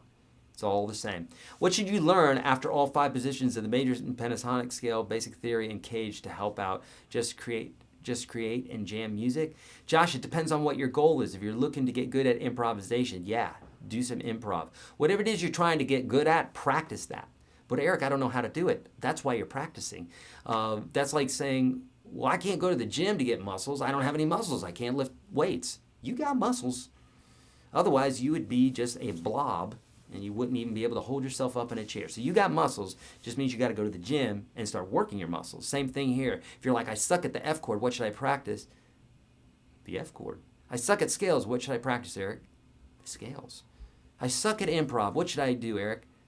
Practice improvisation.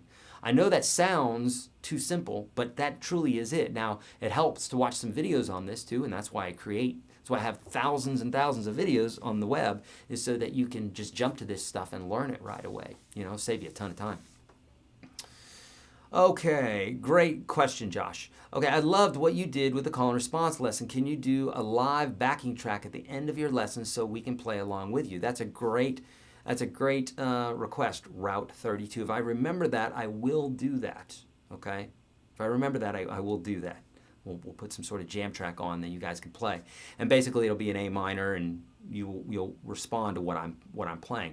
Anybody that doesn't know what that is, call and response is where one player plays something, somebody else plays something else. It's also called trading 4s or trading 8s. But basically, you're going back and forth like a conversation, but you're doing it for a set amount of music, okay? Okay, why do rock and roll chord progressions skip the diminished chord? What's that look like and sound like? GF, you're saying why does rock and roll skip the diminished chord? What does that look like and sound like? It looks like and sounds like what you hear, okay? Because they skip the diminished chord, so that's what it is. Why do they do that? Because the diminished chord, this is a diminished chord, by the way. A lot of people don't like that sound. But if you use it in the right context, like, so here's the diminished chord that you don't like, but here it is in a chord progression.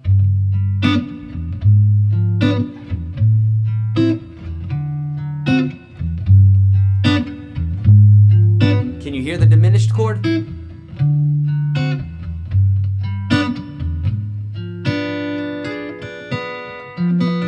There it is. There's that big old ugly chord right there, but it sounds real nice.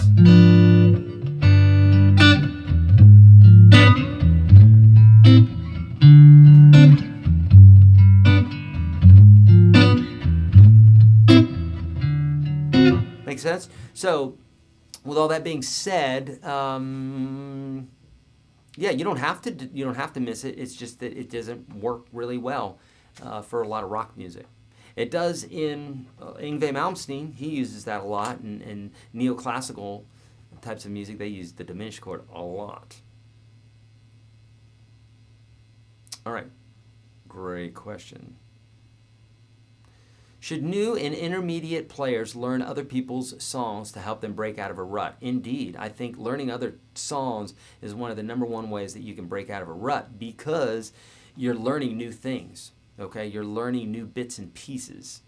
Eric, will you demonstrate the 365 finger stretching exercise week 1? Thank you, Jerry. Jerry, off the top of my head, I think that's this one that's 2 fingers. And basically you're going to go like... stretching exercise. This doesn't sound pretty. It's not meant to. It's meant to be just for your fingers. So I think it was using fingers 1 and 2, if I recall correctly.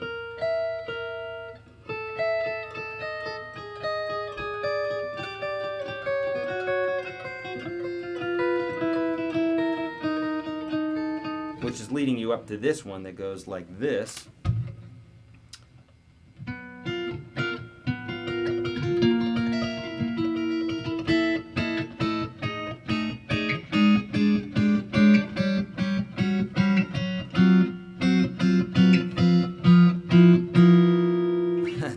It's a handful, but that'll really get your hands nice and stretched out, you know. Greg Johnston, can you show it? Can you show it? You'll have to tell me what you're talking about, Greg. I think Greg, that name looks familiar. Greg, if you're the guy I'm thinking of, we're working on those giveaways today. If you're not the guy I'm thinking of, then ignore what I just said. I have not been to Sweetwater, but I've purchased a lot of stuff from them, Luke. So how would you recommend to practice the scales? Fabio, what I suggest practicing your scales is by improvisation. So take small parts of the scale. Here's a video for you, Fabio, on YouTube. Search YourGuitarSage Minimalistic Blues. That's how I want you to practice the scales. Take a small section of a scale and practice it over a chord progression. Now I'm teaching it using the blues, but you can do it for anything. It doesn't matter. You just take any chord progression and practice a small part of the scale that'll get you used to what the notes should sound like over the chords, okay? What Kemper do I use? I think they only have one, my friend, and it is the Profiler. It's just called the Profiler.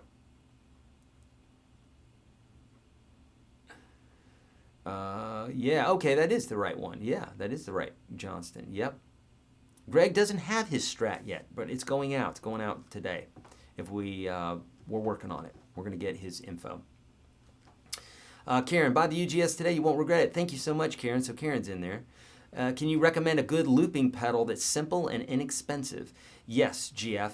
Get the TC Electronic Ditto. I have several of them. 3 of them to be exact. Those are great. They're $100.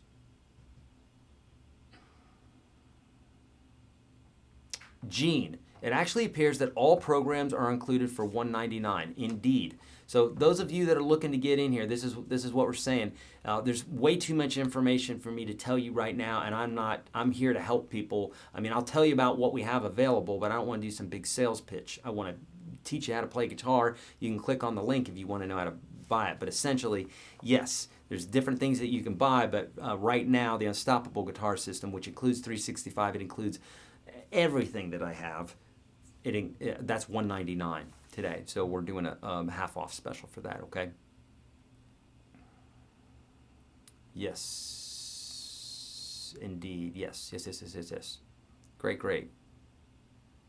Good questions today, friends. Great questions, okay. Hi, Eric, big fan. Just curious, what your music education background, lessons, college, books, self-taught? Great.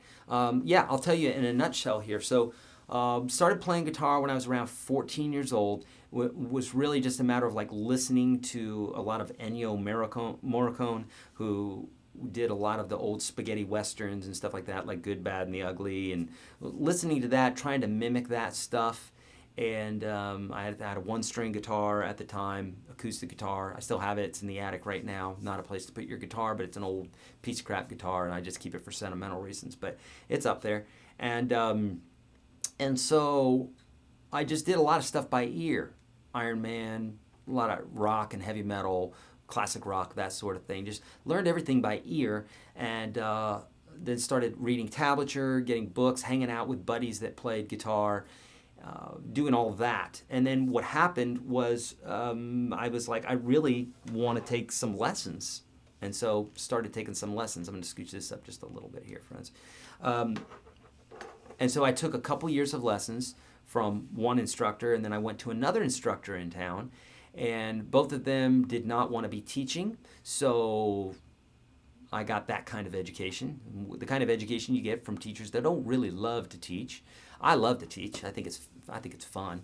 And then later on in college, my first guitar instructor became my classical instructor. He liked that better because he really liked classical music. He did not like all the Ozzy Osbourne and Van Halen that I was bringing to him.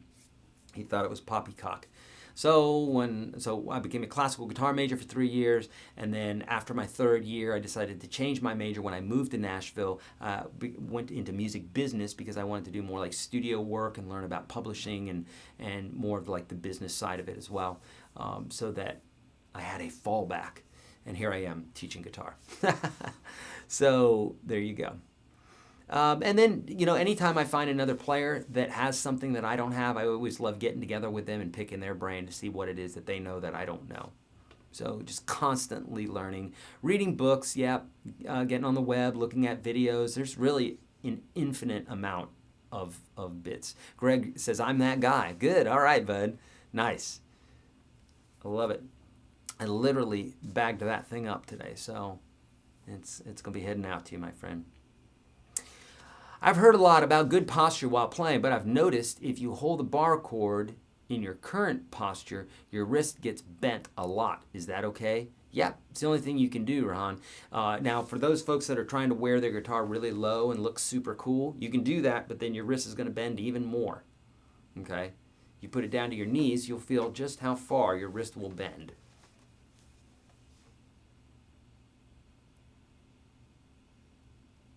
James Hetfield, is that you? I get that a lot. James Hetfield, Dane Cook, Ryan Reynolds. How do you share it on Facebook? I do not know, Gene. You're going to have to figure that out. There's probably a share button. Does this scale blue, yellow, orange dot concept work for other scales other than the blues scale? Celeste. It does. It does.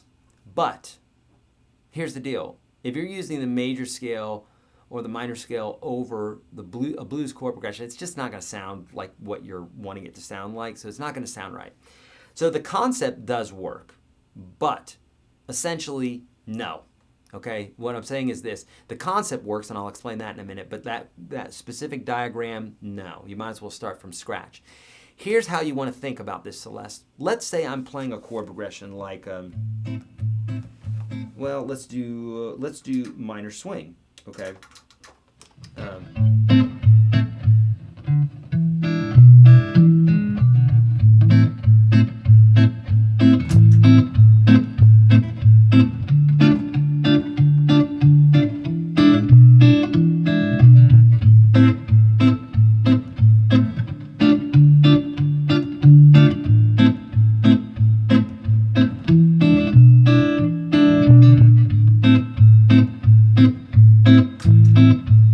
Bad loop there, but you get the idea. So now this is in A minor, right? And remember what I said was that diatonic, or chords based off of the major scale, follow this structure: major, minor, minor, major, major, minor, diminished. But when you change that structure, then for whatever chord that you decide, hey, I'm not doing that, I'm a rebel, I'm going to change that chord progression to something other than what's diatonic, then you're basically essentially twisting the ear. You're saying, hey, look over here, or here over here, we're going to a different key. So it's also called the temporary key change.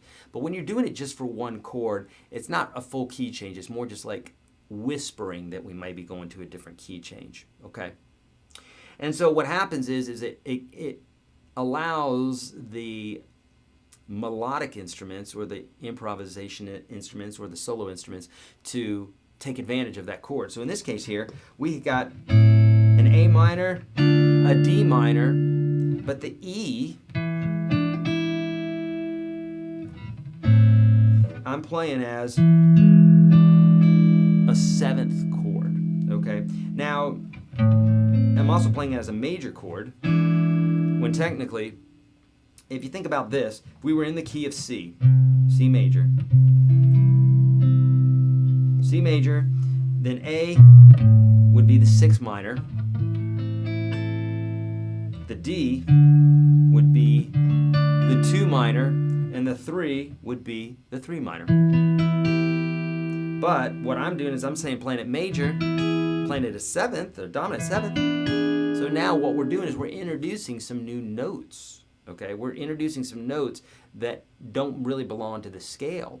So here's the way you want to think about that, Celeste, is When you're playing a song that has an altered note, in the case of blues, all three of those chords have altered notes in them. All three chords, so that's why we have a mess of all these different colors. But in most songs, you're not going to run into this at all unless you have an altered chord or two.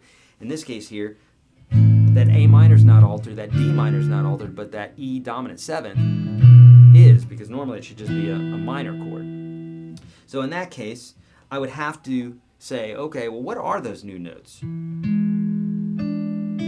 Well, this note right there, that's not in the scale, and that note is in the scale. So really, we're just adding the major third from that last chord to create this new melody. And so if I'm playing this, I'll emphasize it and I'll say, oh, here it is, and here I play the note. So it'll be all blues except for that one chord. So right here,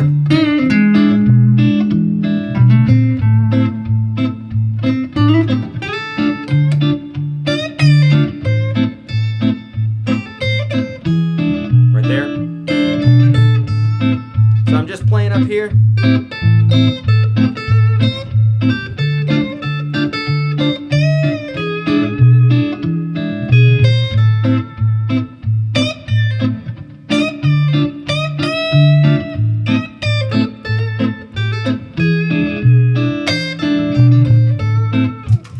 So basically, I'm just saying that chord comes along, it's pulling in this other note, this other color, because it's got that spice in it, right, that I mentioned. And so that's how you want to think about this, Celeste. It's just that when we're talking about blues, we've got 3 chords bringing in 4 new notes. So we got to keep up with it a little bit more proactively, okay? Thank you, Dave. Kind words. I appreciate that, buddy.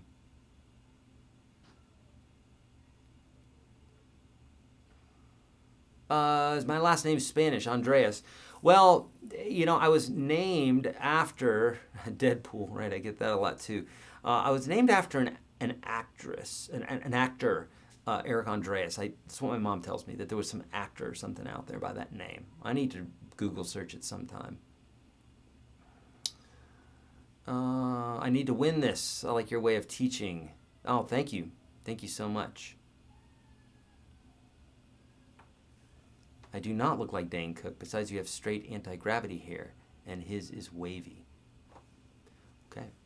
Eric, great show. Can you learn musicality, or is it inherited? It's definitely not inherited. It's the biggest myth known to musicians, and so many of them believe it. For example, did Jimi Hendrix learn all this stuff, or was it God-given? None of it was God-given. Love God. It's not God-given, okay? The fact that he was born on this earth and had an opportunity to get off his butt and practice guitar, that's God-given. Okay, the fact that he wasn't born in a third world country, that's God-given. But the fact that he wasn't lazy and he practiced his butt off on guitar is not God-given. And I know, and I know there's some God-loving people out there who think that I'm being blasphemous. But listen to me. What I'm saying here is the fact that Jimi Hendrix was born where he could eat and he had a house over it, he's got a roof over his head, that's God-given, right? You don't choose that. But he didn't not pick up the guitar and then just stepped on stage whenever he wanted and play like a beast. It doesn't work like that. It's never worked like that. I don't know of anybody in any profession, anywhere, ever in the history of ever that this has happened to. If you know of one, I'd love to hear it. But I am so confident about this, I've never seen it in my life. Of course I've seen people who are young, who play way better than I do. Okay? I'll say it again. I've seen players that are much younger than me play better than I do. But they don't have kids, they don't have a wife, they don't have bills, they're not teaching as much as I am, creating video and content and stuff like that. They're just practicing all the time. When I was that age, I was practicing all the time. I'm better than me now, okay? Or at least I was finger-wise. I understand a lot more about the instrument now, but it has everything to do with where you spend your time. If you spend all your time with your kids, you're going to have a great relationship with your kids. If you spend all the time with your friends, you're going to have a great time with your friends. If you spend all that time with your guitar, you're going to have a great relationship with your guitar. So it's zero having to do with God-given or you're just born into something. That's a lazy person's way of understanding and thinking that they're gonna be great at the instrument. And I know I'm pissing people off right now, but that's okay. Those are the people that probably need to go anyhow because they're eventually just going to get mad that I didn't just vomit my information into their hands and then they're playing. It doesn't work like that. I can show you, but you've got to do it. And the players that we have inside of the Unstoppable Guitar System get this. They know it. And they know when I'm telling them, I'm not giving you the answer here because I've given this to you. You know this. Dig a little deeper. And I'll do that a lot of times. Sometimes I'll answer them straight out, and then other times I'm not doing them justice by answering them straight out because I know they need to dig, and I know when those times are. So with that being said, here's the good news is because it's not God-given, because it's practiced, okay, because of that, every single person who can hear my voice right now, you have the potential to be better than Jimi Hendrix, better than any guitar player out there who's ever existed. Now listen to me. You have the potential to. You may not be that right now. But there are plenty of guitar players that I've seen that are living today, and I know people are going to get all upset at this statement, but there are players that I see playing today that are as good, if not better, than Hendrix at much younger ages because they're standing on the shoulders of giants. Why wouldn't that be, right? For the same reason that people are learning stuff from Tony Robbins at 11 years old now, by the time they're Tony's age, they're going to be greater than Tony was. It just makes sense, okay? We are hyper-evolving here. Our minds are hyper-evolving. We're becoming more enlightened. Some people are. Some people seem to be getting stupider. But nonetheless, the great thing about this is that you literally have all the potential. The web has all the information that you need to become a great guitar player. I didn't have that when I was a kid. Jimmy surely didn't have that. So you are really at a high advantage to becoming an amazing guitar player, but not without the work, bottom line. And it doesn't happen quickly either. I'm saving you time is what I'm doing. 6-string Lucas. I keep playing the same turnaround lick. Can you show us a blues lick during the turnaround for 1-4-5 in the key of A from the 5 to the 4 and back to the 1? So, friends, a turnaround lick is that thing that goes like...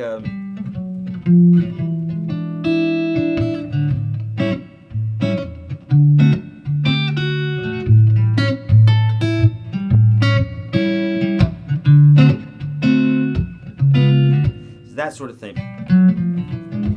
So I get carried away when I start playing sometimes, but you can think about this. I just did a video for this, but essentially, if it's in the key of A, then you can grab this A with your first finger, right? Down 1, down 2 strings, up 2 frets, and then you do this little bit right here.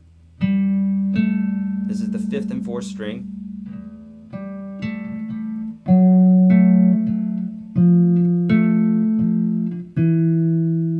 Our A. Go to the string above it, put your pinky right there, 3 frets up.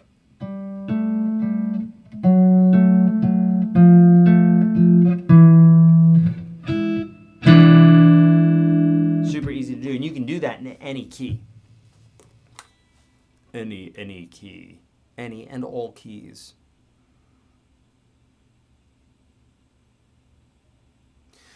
Will I be doing more 80s new wave lessons in the future for bands like New Order, Depeche Mode? Funny that you say that, Sub, because I have some videos coming out. I got Love Story, or Love Song by The Cure. Got that coming out. I've got Every Breath You Take by The Police coming out. Everybody Wants to Rule the World. I'm going to do a video for that one soon. Girls Just Want to Have Fun. I'm going to do a video for that. So yeah, actually, because I have this 80s show coming up with my daughter, and I learned a bunch of tunes for that, and I'm like, let's go ahead and do some lessons on this. So yeah, those will be coming out soon.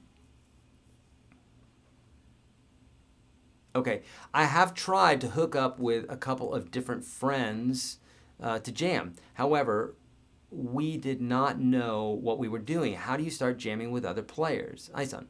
Okay, so the best way to do this, Ison, is to try not to get too complicated. So in the beginning, start with one chord. Someone's jamming out, just going, just, so in fact, I'll show you like how I might do this, okay?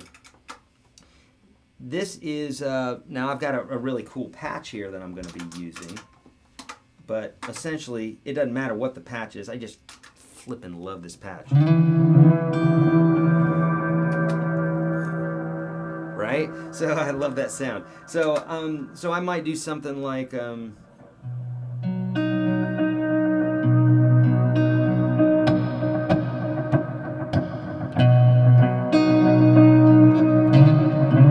we go.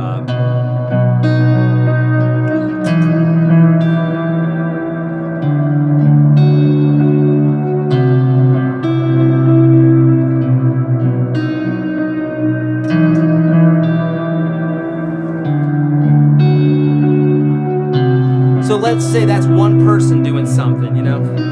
The other person could be like,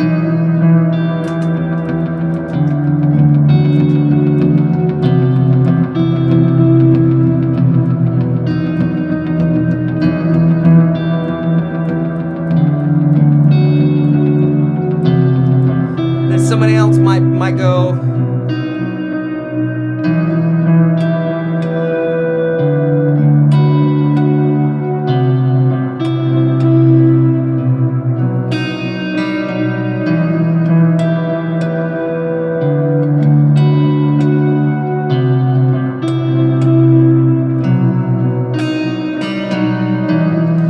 so the point here is that you need to know what the other person's doing. If you don't, you either need to know it by theory, like, hey, what chords are you playing there, bud?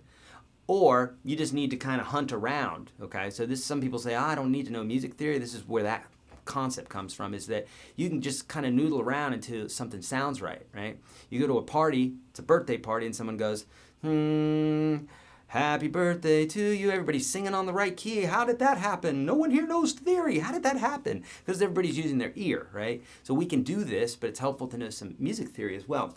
So if you say, hey, bud, what chord are you playing? I'm playing an E minor, D, C, B. Okay, cool. All right, so now let me see if I can do something with that. So take a small passage and just loop it over and over again, okay? Just try not to get too out there, at least in the beginning. If you guys don't know what you're doing, play one chord, play two chords, something like that. And what you want to do is you want to think, okay, what can I do differently to that? Okay, I could do different things with rhythms. I could do different things with tones, right? So I've got this nice big kind of type of sound going on here. And you might say to yourself, well, how do I know what to do? You, friend, are the painter. You tell me what you want to do. So you literally have complete artistic freedom to do whatever it is that you want. That's the cool thing about this. It's a little scary sometimes because you go, well, God, it's all on me. I have to do this. Yeah, you, but it's great when you start realizing your potential and that you can do this. So start off with one chord, maybe two chords, and you guys are noodling. One guy's doing the same thing over and over again. Somebody else comes along and does something differently over it. Try to do something differently or something that complements it, okay? That's what you want to do. So think really, really simply. And then you can always get more complicated as you're moving along. But start simply. If you can cover simple, say one chord, then try two chords. Then try three chords, and then four chords. But make sure you get all that down, you feel good. A typical jam session, you might, back in the day with bands, we may sit there and vamp a chord progression for 15, 20 minutes while we're just coming up with stuff, and just like everybody just keeps it going. It changes, it morphs. I just watched a video by MGMT doing Kids, which I just did a video series for inside the Unstoppable guitar system, a finger-picking version. Doesn't sound good with all that, but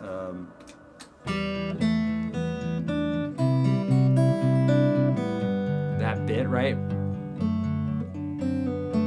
Okay, so, but they did this whole breakdown section where they literally just, you could tell everybody was making stuff up on the fly, but they were playing off of each other, and they went into a jam for, I don't know, five minutes or something like that, where it was just jamming. But you do this by having some idea about what's going on. It's improvisation, so just like we're doing this, just like what we're talking about. Oh, love it. Learning so much from you, man. I plan on streaming on Twitch later today for Fortnite plus music, so you inspire me. Keep it up, brother. Oh, thanks, bro. Yeah, awesome. Love it. I just saw something else here. Okay.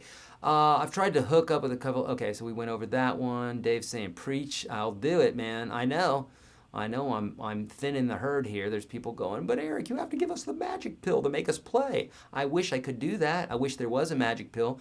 Any guitar teacher that tells you otherwise, you need to run like Hades away from them because they're just after your money, because there is no such thing. Okay, right here, Jimmy Yuma, SRV started playing at 8. First band was at 11. Wonder what happened from 8 to 11. He probably just sat there and looked at the guitar, right? He played. Here's the deal. I started playing guitar at 14, maybe 15, was in a band by 16, was playing in the studio by 16. So within 2 years, year and a half, something like that, I was playing so much guitar that I played in a band right away and then went in the studio. But that's, you can believe a lot about that story, because that first band, that's just a story, right? If you listen to that first album, you'd go, oh, well, I could do that. It's not like it's just, try not to feed more into the story than is there. Stevie Ray Vaughan started playing at 8 and in the first band at 11. Chances are he was much better than me at that age. But he probably wasn't the same SRV that we're watching on YouTube now, okay? Why? Because he had to practice, okay? Unfortunate. He wasn't one of the chosen ones. He had to practice. So, and Jimmy wasn't one of the chosen ones either, or Eddie Van Halen. All those guys talk about practicing and practicing and practicing and practicing. You know what I'm saying? So unfortunate that they weren't chosen to just play, to just be born and then to play, right? Stupid is as stupid does, indeed, acoustic. Yes. Eric, your kids will never get triggered. There's hope for the future, indeed.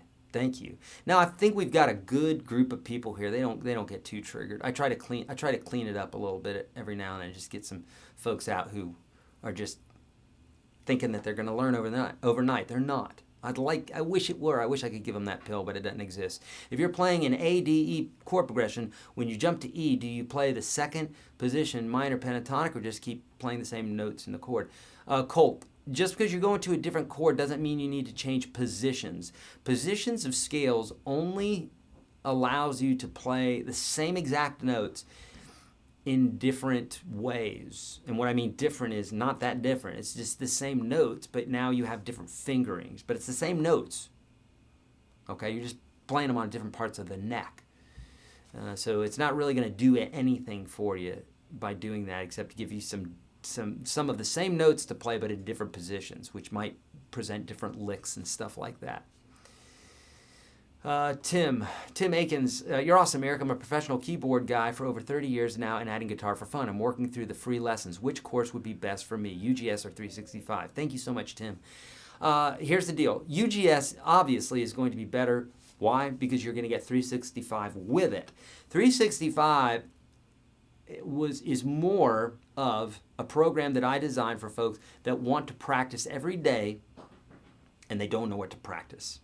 But it's not necessarily going to teach you the inner workings of guitar, how to play different techniques, and it'll teach you some about music theory, teach you some about technique, but it's not like, hey, we're going to learn how to get that rockabilly sound today, and we're going to learn rockabilly licks. 365 is just practice.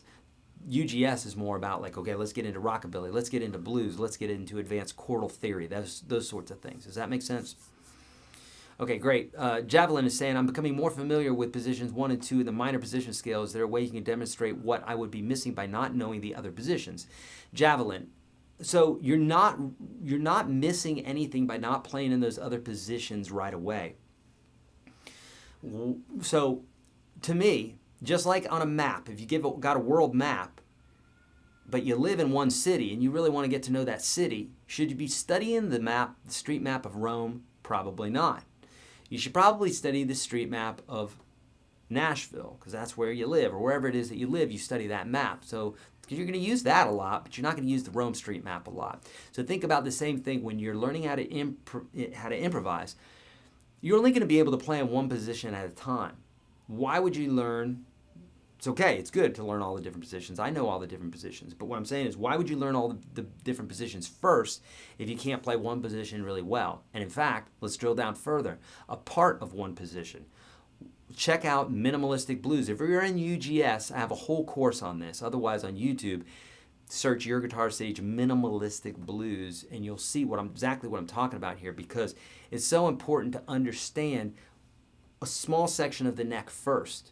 Because you can have all those notes there, just like having a dictionary, and still not sound very intelligent. Or you can just speak intelligently with small words, saying just what it is that you need to do, getting your point across, and doing a great job at it.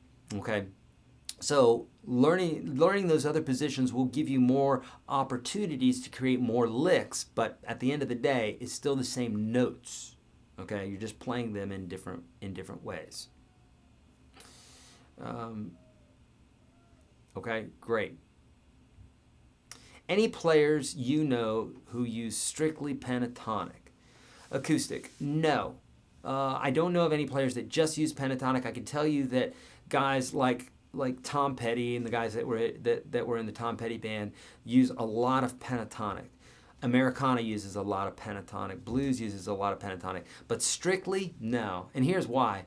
Is because most players know just instinctively that there's other notes. So they're playing the pentatonic, but then they go to these other notes. And the pentatonic can be a little bit restrictive.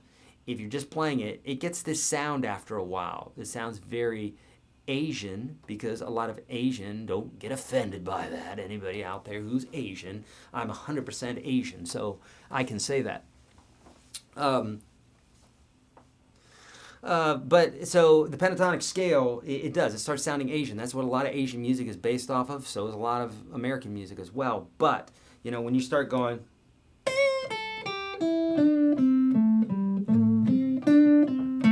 right, that sounds Asian. So we want to throw some other notes in there, and most people just know that instinctively anyhow, that there's other notes in there. Cool.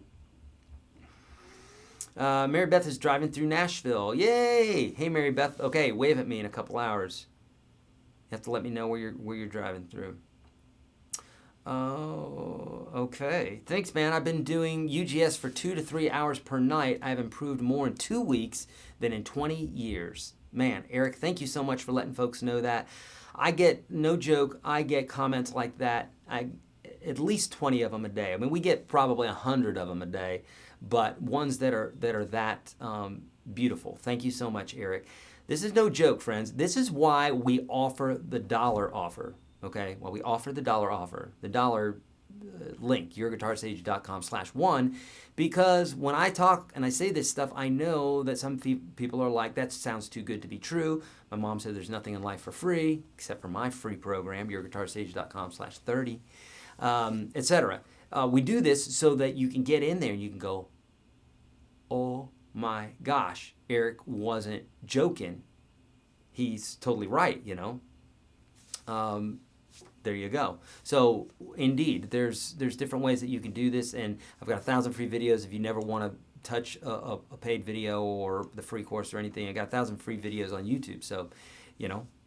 Okay, I'm heading over to Facebook now because I've abandoned those kids, and I really want to get to their questions. Okay.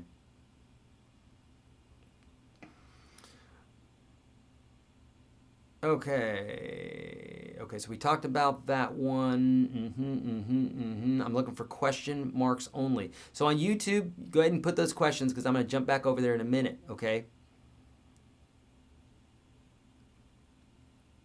Thank you, Brian. If you're on the fence about joining, get off the fence and join already. Eric breaks it down and gives a practice regimen. Do it. What are you waiting for? Thank you, Brian. Thank you, Ken. So kind of you. What is the best novice electric guitar that I could purchase? I have small hands. My goal is to enhance my guitar skills. Kathleen, on YouTube, search YourGuitarSage Small Hands. Watch that video. Then after that, listen to me. Kathleen, I'm talking to you specifically. Everybody else is literally watching me talk to you. So this is for you. Write this down. YourGuitarSage Small Hands. Then type in guitar no hands. Watch that guy. He'll inspire you that your hands are way big. Okay? We both will. Watch both those videos. But with that being said, Kathleen, I have a store. It's called kit.com/YourGuitarSage. Check that out. I've got lots of suggestions for different types of guitar, different amps right there, capos, all that good stuff, friends. If you want to know all my suggestions for things, that's where to go. Acoustic, electrics, amps, pedals, this, that, and the other thing, that's where you want to go. By the way, Greg, this is not your guitar. I'm back to my 65 here, okay? In case you're like, why is that guitar in your hands? It's not. It's packed up. It's getting ready to go out. Darren is saying, I like to play along with backing tracks and mainly use the pentatonic scale, but I feel stuck and bored. Any ideas? Darren, yeah, you're in the right place. Download the PDF, okay? Watch tomorrow if you just logged in here, and on YouTube, type in Minimalistic Blues, watch that, or if you're inside UGS, watch the whole series of Minimalistic Blues. I have lots of suggestions, or type in YourGuitarSage Blues, okay, on YouTube. I lean more towards acoustic. I know frets are frets, but would you suggest blues be more geared towards electric? Tom's saying. Thank you for all the thumbs up and love there, whoever's doing that. I appreciate that. That's so kind of you. Tom, when it comes to blues, I like the electric because you can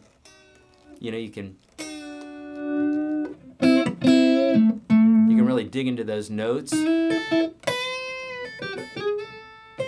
So I like that for that reason, I like the electric. But with that being said, there's tons of acoustic blues that sounds great and works fine, Facebook, WTF, Der Appler says. You're going to have to get a little bit more specific, Der Appler, with what you mean by that. Facebook, WTF. I know. I'm saying the same thing, but I got my reasons. What do you mean, WTF, Facebook? ? Have you been to Bristol, Tennessee, and visited the birthplace of the Country Music Museum? I haven't done that, Donald. There's a great country music museum here, but I haven't been to that one. Hi, so Will's saying, hi, would some of what you are teaching be used in bass on the exercise? Do you mean, can you use this on bass guitar? Yes, you can. All the patterns and what have you will be the same. And yeah, it definitely would be helpful. Der Appler, are you streaming because of the European prime time, or is it that your regular streaming time? Der Appler, we just stream at 11 p.m. CDT, Central Diminished Time? I don't know. CDT. I don't know what that means, but it's like Central Standard Time, but it's more special. We just do that 11 a.m. Central Standard Time because that's what time everybody's available. So that's what we do. Okay? I know what you mean. They're watching us, Der Appler. I know exactly what you mean. They're listening. They're taking note. All right, we got 7 more minutes. We'll answer some more questions here. Really quickly, while we're waiting for some more questions, if you have not already, friends, download the PDF. Download it. If you're in UGS, you've got 600-something jam tracks that you can use this exercise with. Go to the resources section and then check that out. Okay? Oh, by the way, let's do this. While we're waiting for another question really quickly, let's do this. In fact, I'm going to pull up UGS and show you exactly what I'm talking about here so that you guys can get in here and you can check it out. Okay? So inside the Unstoppable Guitar System, there we go. Okay, so check this out. This is the Unstoppable Guitar System. You're going to see beginners, intermediate, intermediate plus, advanced, advanced plus, and then a resources section. This is where you're going to find the many videos, along with 365. I think there's maybe over 600 in this series, and then obviously in 365 there's 365 of them or more. The resources section, there's a jam tracks section, and that's where you're going to find so many of these blues tracks. Okay, so literally you can click on any of these and you start the process going, and then you're jamming out, socks out, rocking out, socks out. So that's what I want you to do, and then you can take what we're doing here, okay, and you can use the PDF that I've got for you, okay? Use that PDF and you're off to the races, okay? All right, sweet. Okay, let's get to some more questions here. Can I use it with bass guitar? Will, yes, you can. Central Daylight Time. Okay, perfect. Perfect. Can you recommend your favorite melodic acoustic guitar album to listen to? Melodic acoustic guitar album to listen to. I don't know if I have one. I don't know if I have one, my friend.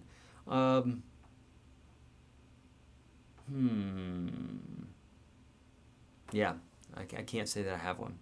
What would be a good exercise to get faster? Will, here's how to think about getting faster. It starts with accuracy, and accuracy starts with repetition and hyper-focus. So when you're practicing a lick, okay, any lick, any riff that you practice, any scale that you practice is going to increase your dexterity, your accuracy, and your speed. Bottom line, you'll be practicing anything on the guitar. It's going to help with this. If you're practicing properly, like I teach in the first 30 lessons, right? But anything that you practice is going to move you forward. Repetition and hyper-focus, by really focusing in on what you're doing, making sure that you're doing it right, is going to get you the accuracy that you're looking for. Accuracy births speed. Speed never comes before accuracy. And if you think speed all the time, Will, I can tell you, get that out of your mind. Focus on accuracy, because fast will create frustration. The going after it will create frustration because it's an ever-moving goal. Accuracy can be attained right away, and if you keep going for accuracy, you can slowly speed that up. Speed will happen, okay?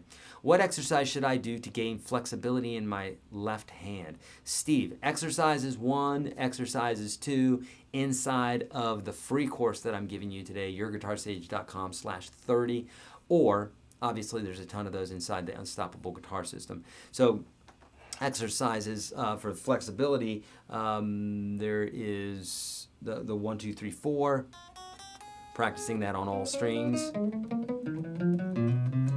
especially those lower strings, because that's going to get you to drop your thumb around the back of the neck, and that's going to help with your flexibility. Really what we're looking for in flexibility with our hand is not necessarily flexibility, but we need the ability to play with that thumb dropped behind the back of the neck, which is an awkward feeling. And it doesn't give us the leverage that we get when we're holding on to something like this. Like if we were shoveling something, we would grapple the neck like this, but we're not. We're playing guitar, so the thumb needs to drop behind the neck because we need to be able to play these chords. It feels awkward, so those exercises will help a ton, okay? Okay, we got 3 more minutes. I'm going to answer a couple here, and we're going to end right at 2 o'clock, okay? We're going to head out with a jam track, okay? Sub-skip, you're listening, my friend. Practice accuracy first. Speed will come later. Bam! Sub-skip's listening. Okay, do you think Big Brother is learning guitar from you, Sage, while they're listening? I think so, Jeff. I think so. I don't know if they're interested in learning guitar.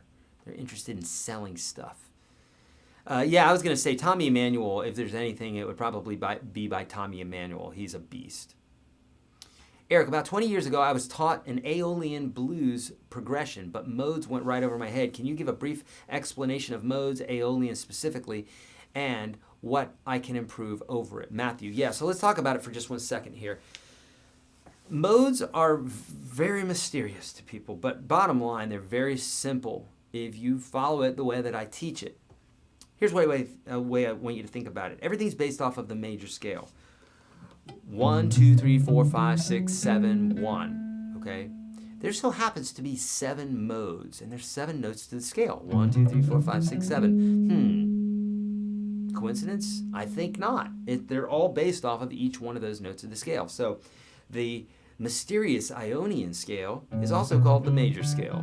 The mysterious Aeolian scale is known as the minor scale. So a lot of people will throw those terms out there to make themselves appear to be smarter than they really are. That's cool. There's reasons why we might want to do that. But bottom line, here's how to think of modes. Each one is based off of another scale step. So the A, we'll call it Ionian in this case, is A major. The B, Dorian, is the same scale, but just based off of the B.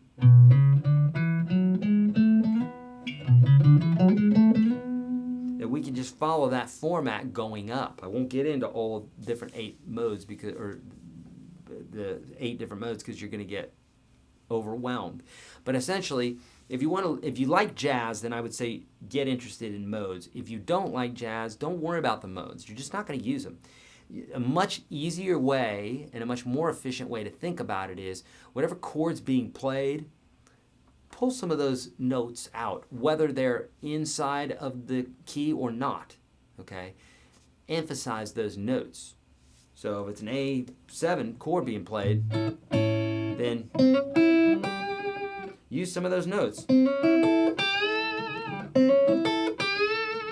That note is in the chord, that note is, that note is. The only one that's not is the first note I'm playing. And you could say the beginning of that bend. So literally, Gene just signed up for the complete program. Nice, Gene. Thank you so much, bud. You're so welcome, too. Gene, hit me up when you're inside there, bud.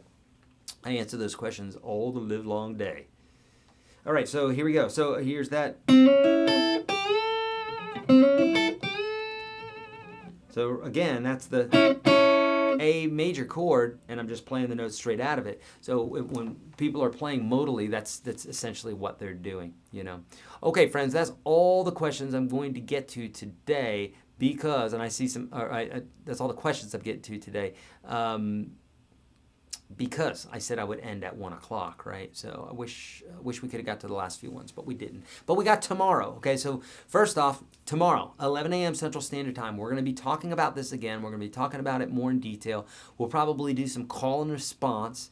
I may even have more for you. We're going to see, but I'm going to keep it on this subject of bringing life into the blues scale by accentuating these other notes. But we're going to do some call and response. It's going to be a blast, okay? So number one, 11 a.m. Central Standard Time tomorrow. If you haven't already, download the PDF, okay? If you haven't already, share this, because if you don't share it, then you won't have an opportunity to win. We're giving away a lifetime membership to the Unstoppable Guitar System / 365. We'll be doing that today. We'll be doing that tomorrow. We gave away 15 of them this weekend. So we gave away $6,000 worth of goodies this weekend. Eric, what are you talking about? I wasn't there. Okay, that's because you're not following my live stuff, right?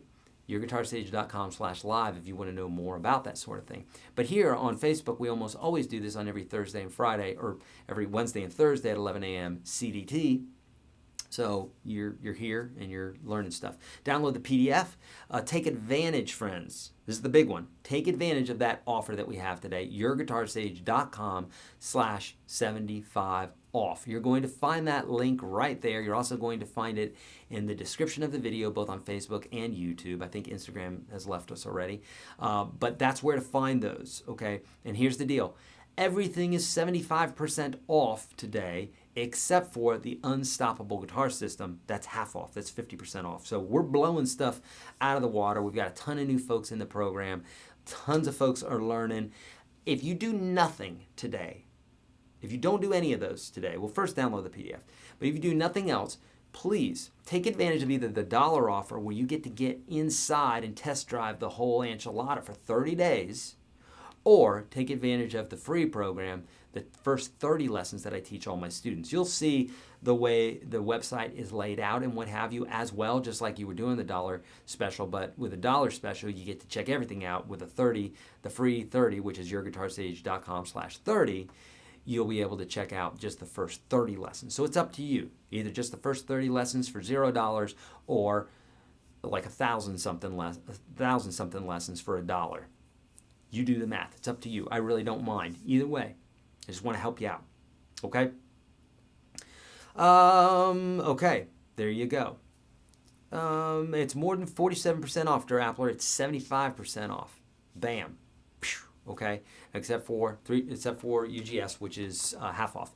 Okay, my friends, that's it. Now here, before we go here, what I'm going to do is I'm going to be playing some. I'm going to pull up a jam track, and this is going to be one based off of. This is going to be based off of 12 bar blues. I'll be doing this in A. You can play along with me. And in fact, what I'm going to do is I'm going to name the chord. At first, I'm just going to play, and then I'll name the chord. You guys can play on top of it, and we'll have some fun here, okay? So here we go. This is in A. You can use the little diagram there on the screen. In fact, Chris, if you can put that back up for them, that'd be awesome. Then you can watch what we're doing right there. Remember, here's the deal. When it's on the 1 chord, you've got the yellow, okay? The 4 chord is the blue. The 5 chord is the orange. Means you can use those notes, okay? Throw them in there. You're going to hear. If your guitar's tuned, you're going to hear them real nice, okay? Here we go. I'm going to start this, and then I'm going to name the chord as the chord's coming through here, okay? Here we go. It's going to start with the 5 chord and then the 4 chord. This is the turnaround, okay? 5 chord, 4, and now here's our 1 and the 5 chord. So here, any of the yellow notes.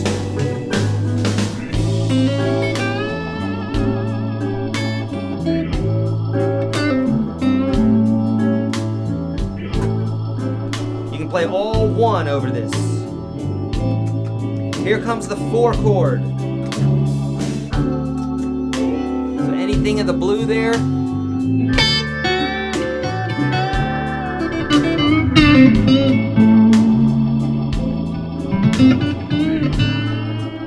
Here's the 5.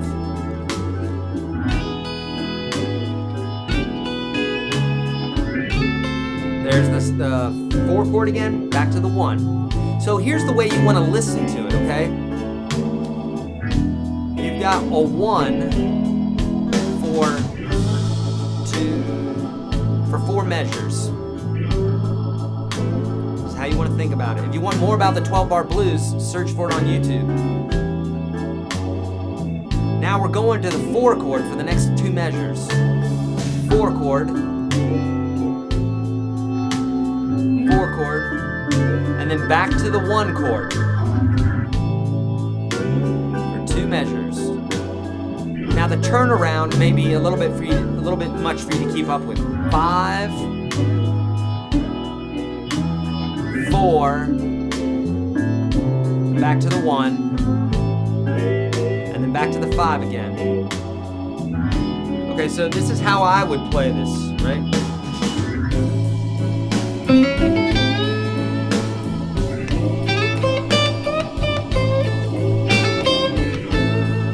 I'm playing a lot of 1.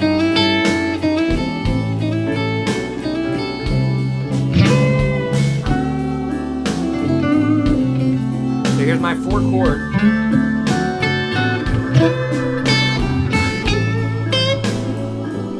Back to the 1. Here's our 5.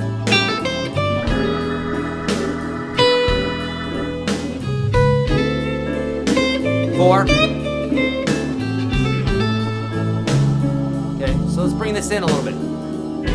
So here's the 1 chord. Watch the yellow notes.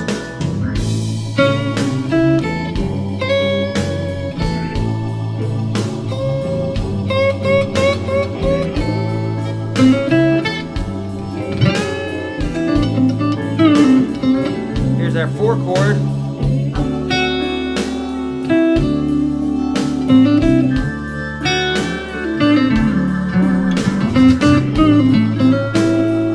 Back to the 1. Now normally we would play here, but I'm going to play for the 4 chord. Back to the 1 chord or 4 chord, and I'm resolving on the 1. There's a 5 chord again, so I can take advantage of that note.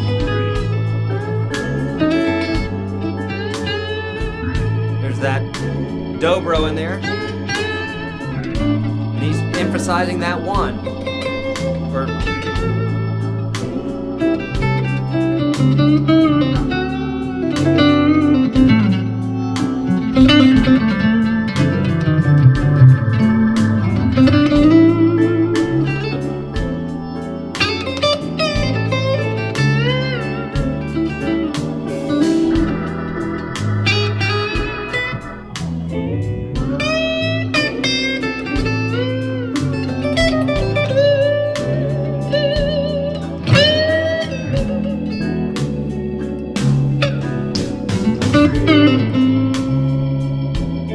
So I'm bending that note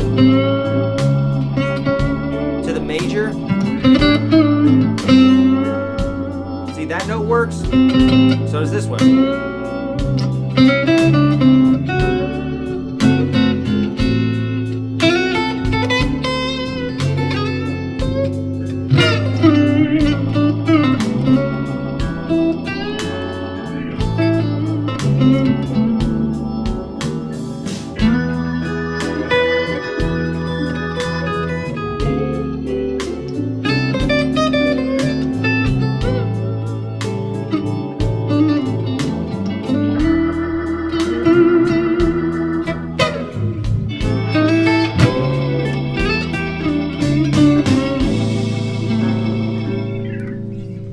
easy enough, my friends, right? So that's what you're going to get. Lots of those jam tracks inside of UGS. If you want to check it out today, my friends, dollar offer, you can do it, or the 75% off, or if you're in there already, you know where to go. It's the far right tab, by the way, okay? So once you're in there, look at the far right tab, resources, click on that, go down to jam tracks. You've got like every different key, and you got a bunch of jam tracks to play to. These aren't available any place else either. We actually created these jam tracks, okay? And there's a lot more coming out. So, my friends, thank you so much today. Great questions. Love you guys. You rule, and I'll see you tomorrow, 11 a.m. CDT right here, Facebook and YouTube, all right? See ya.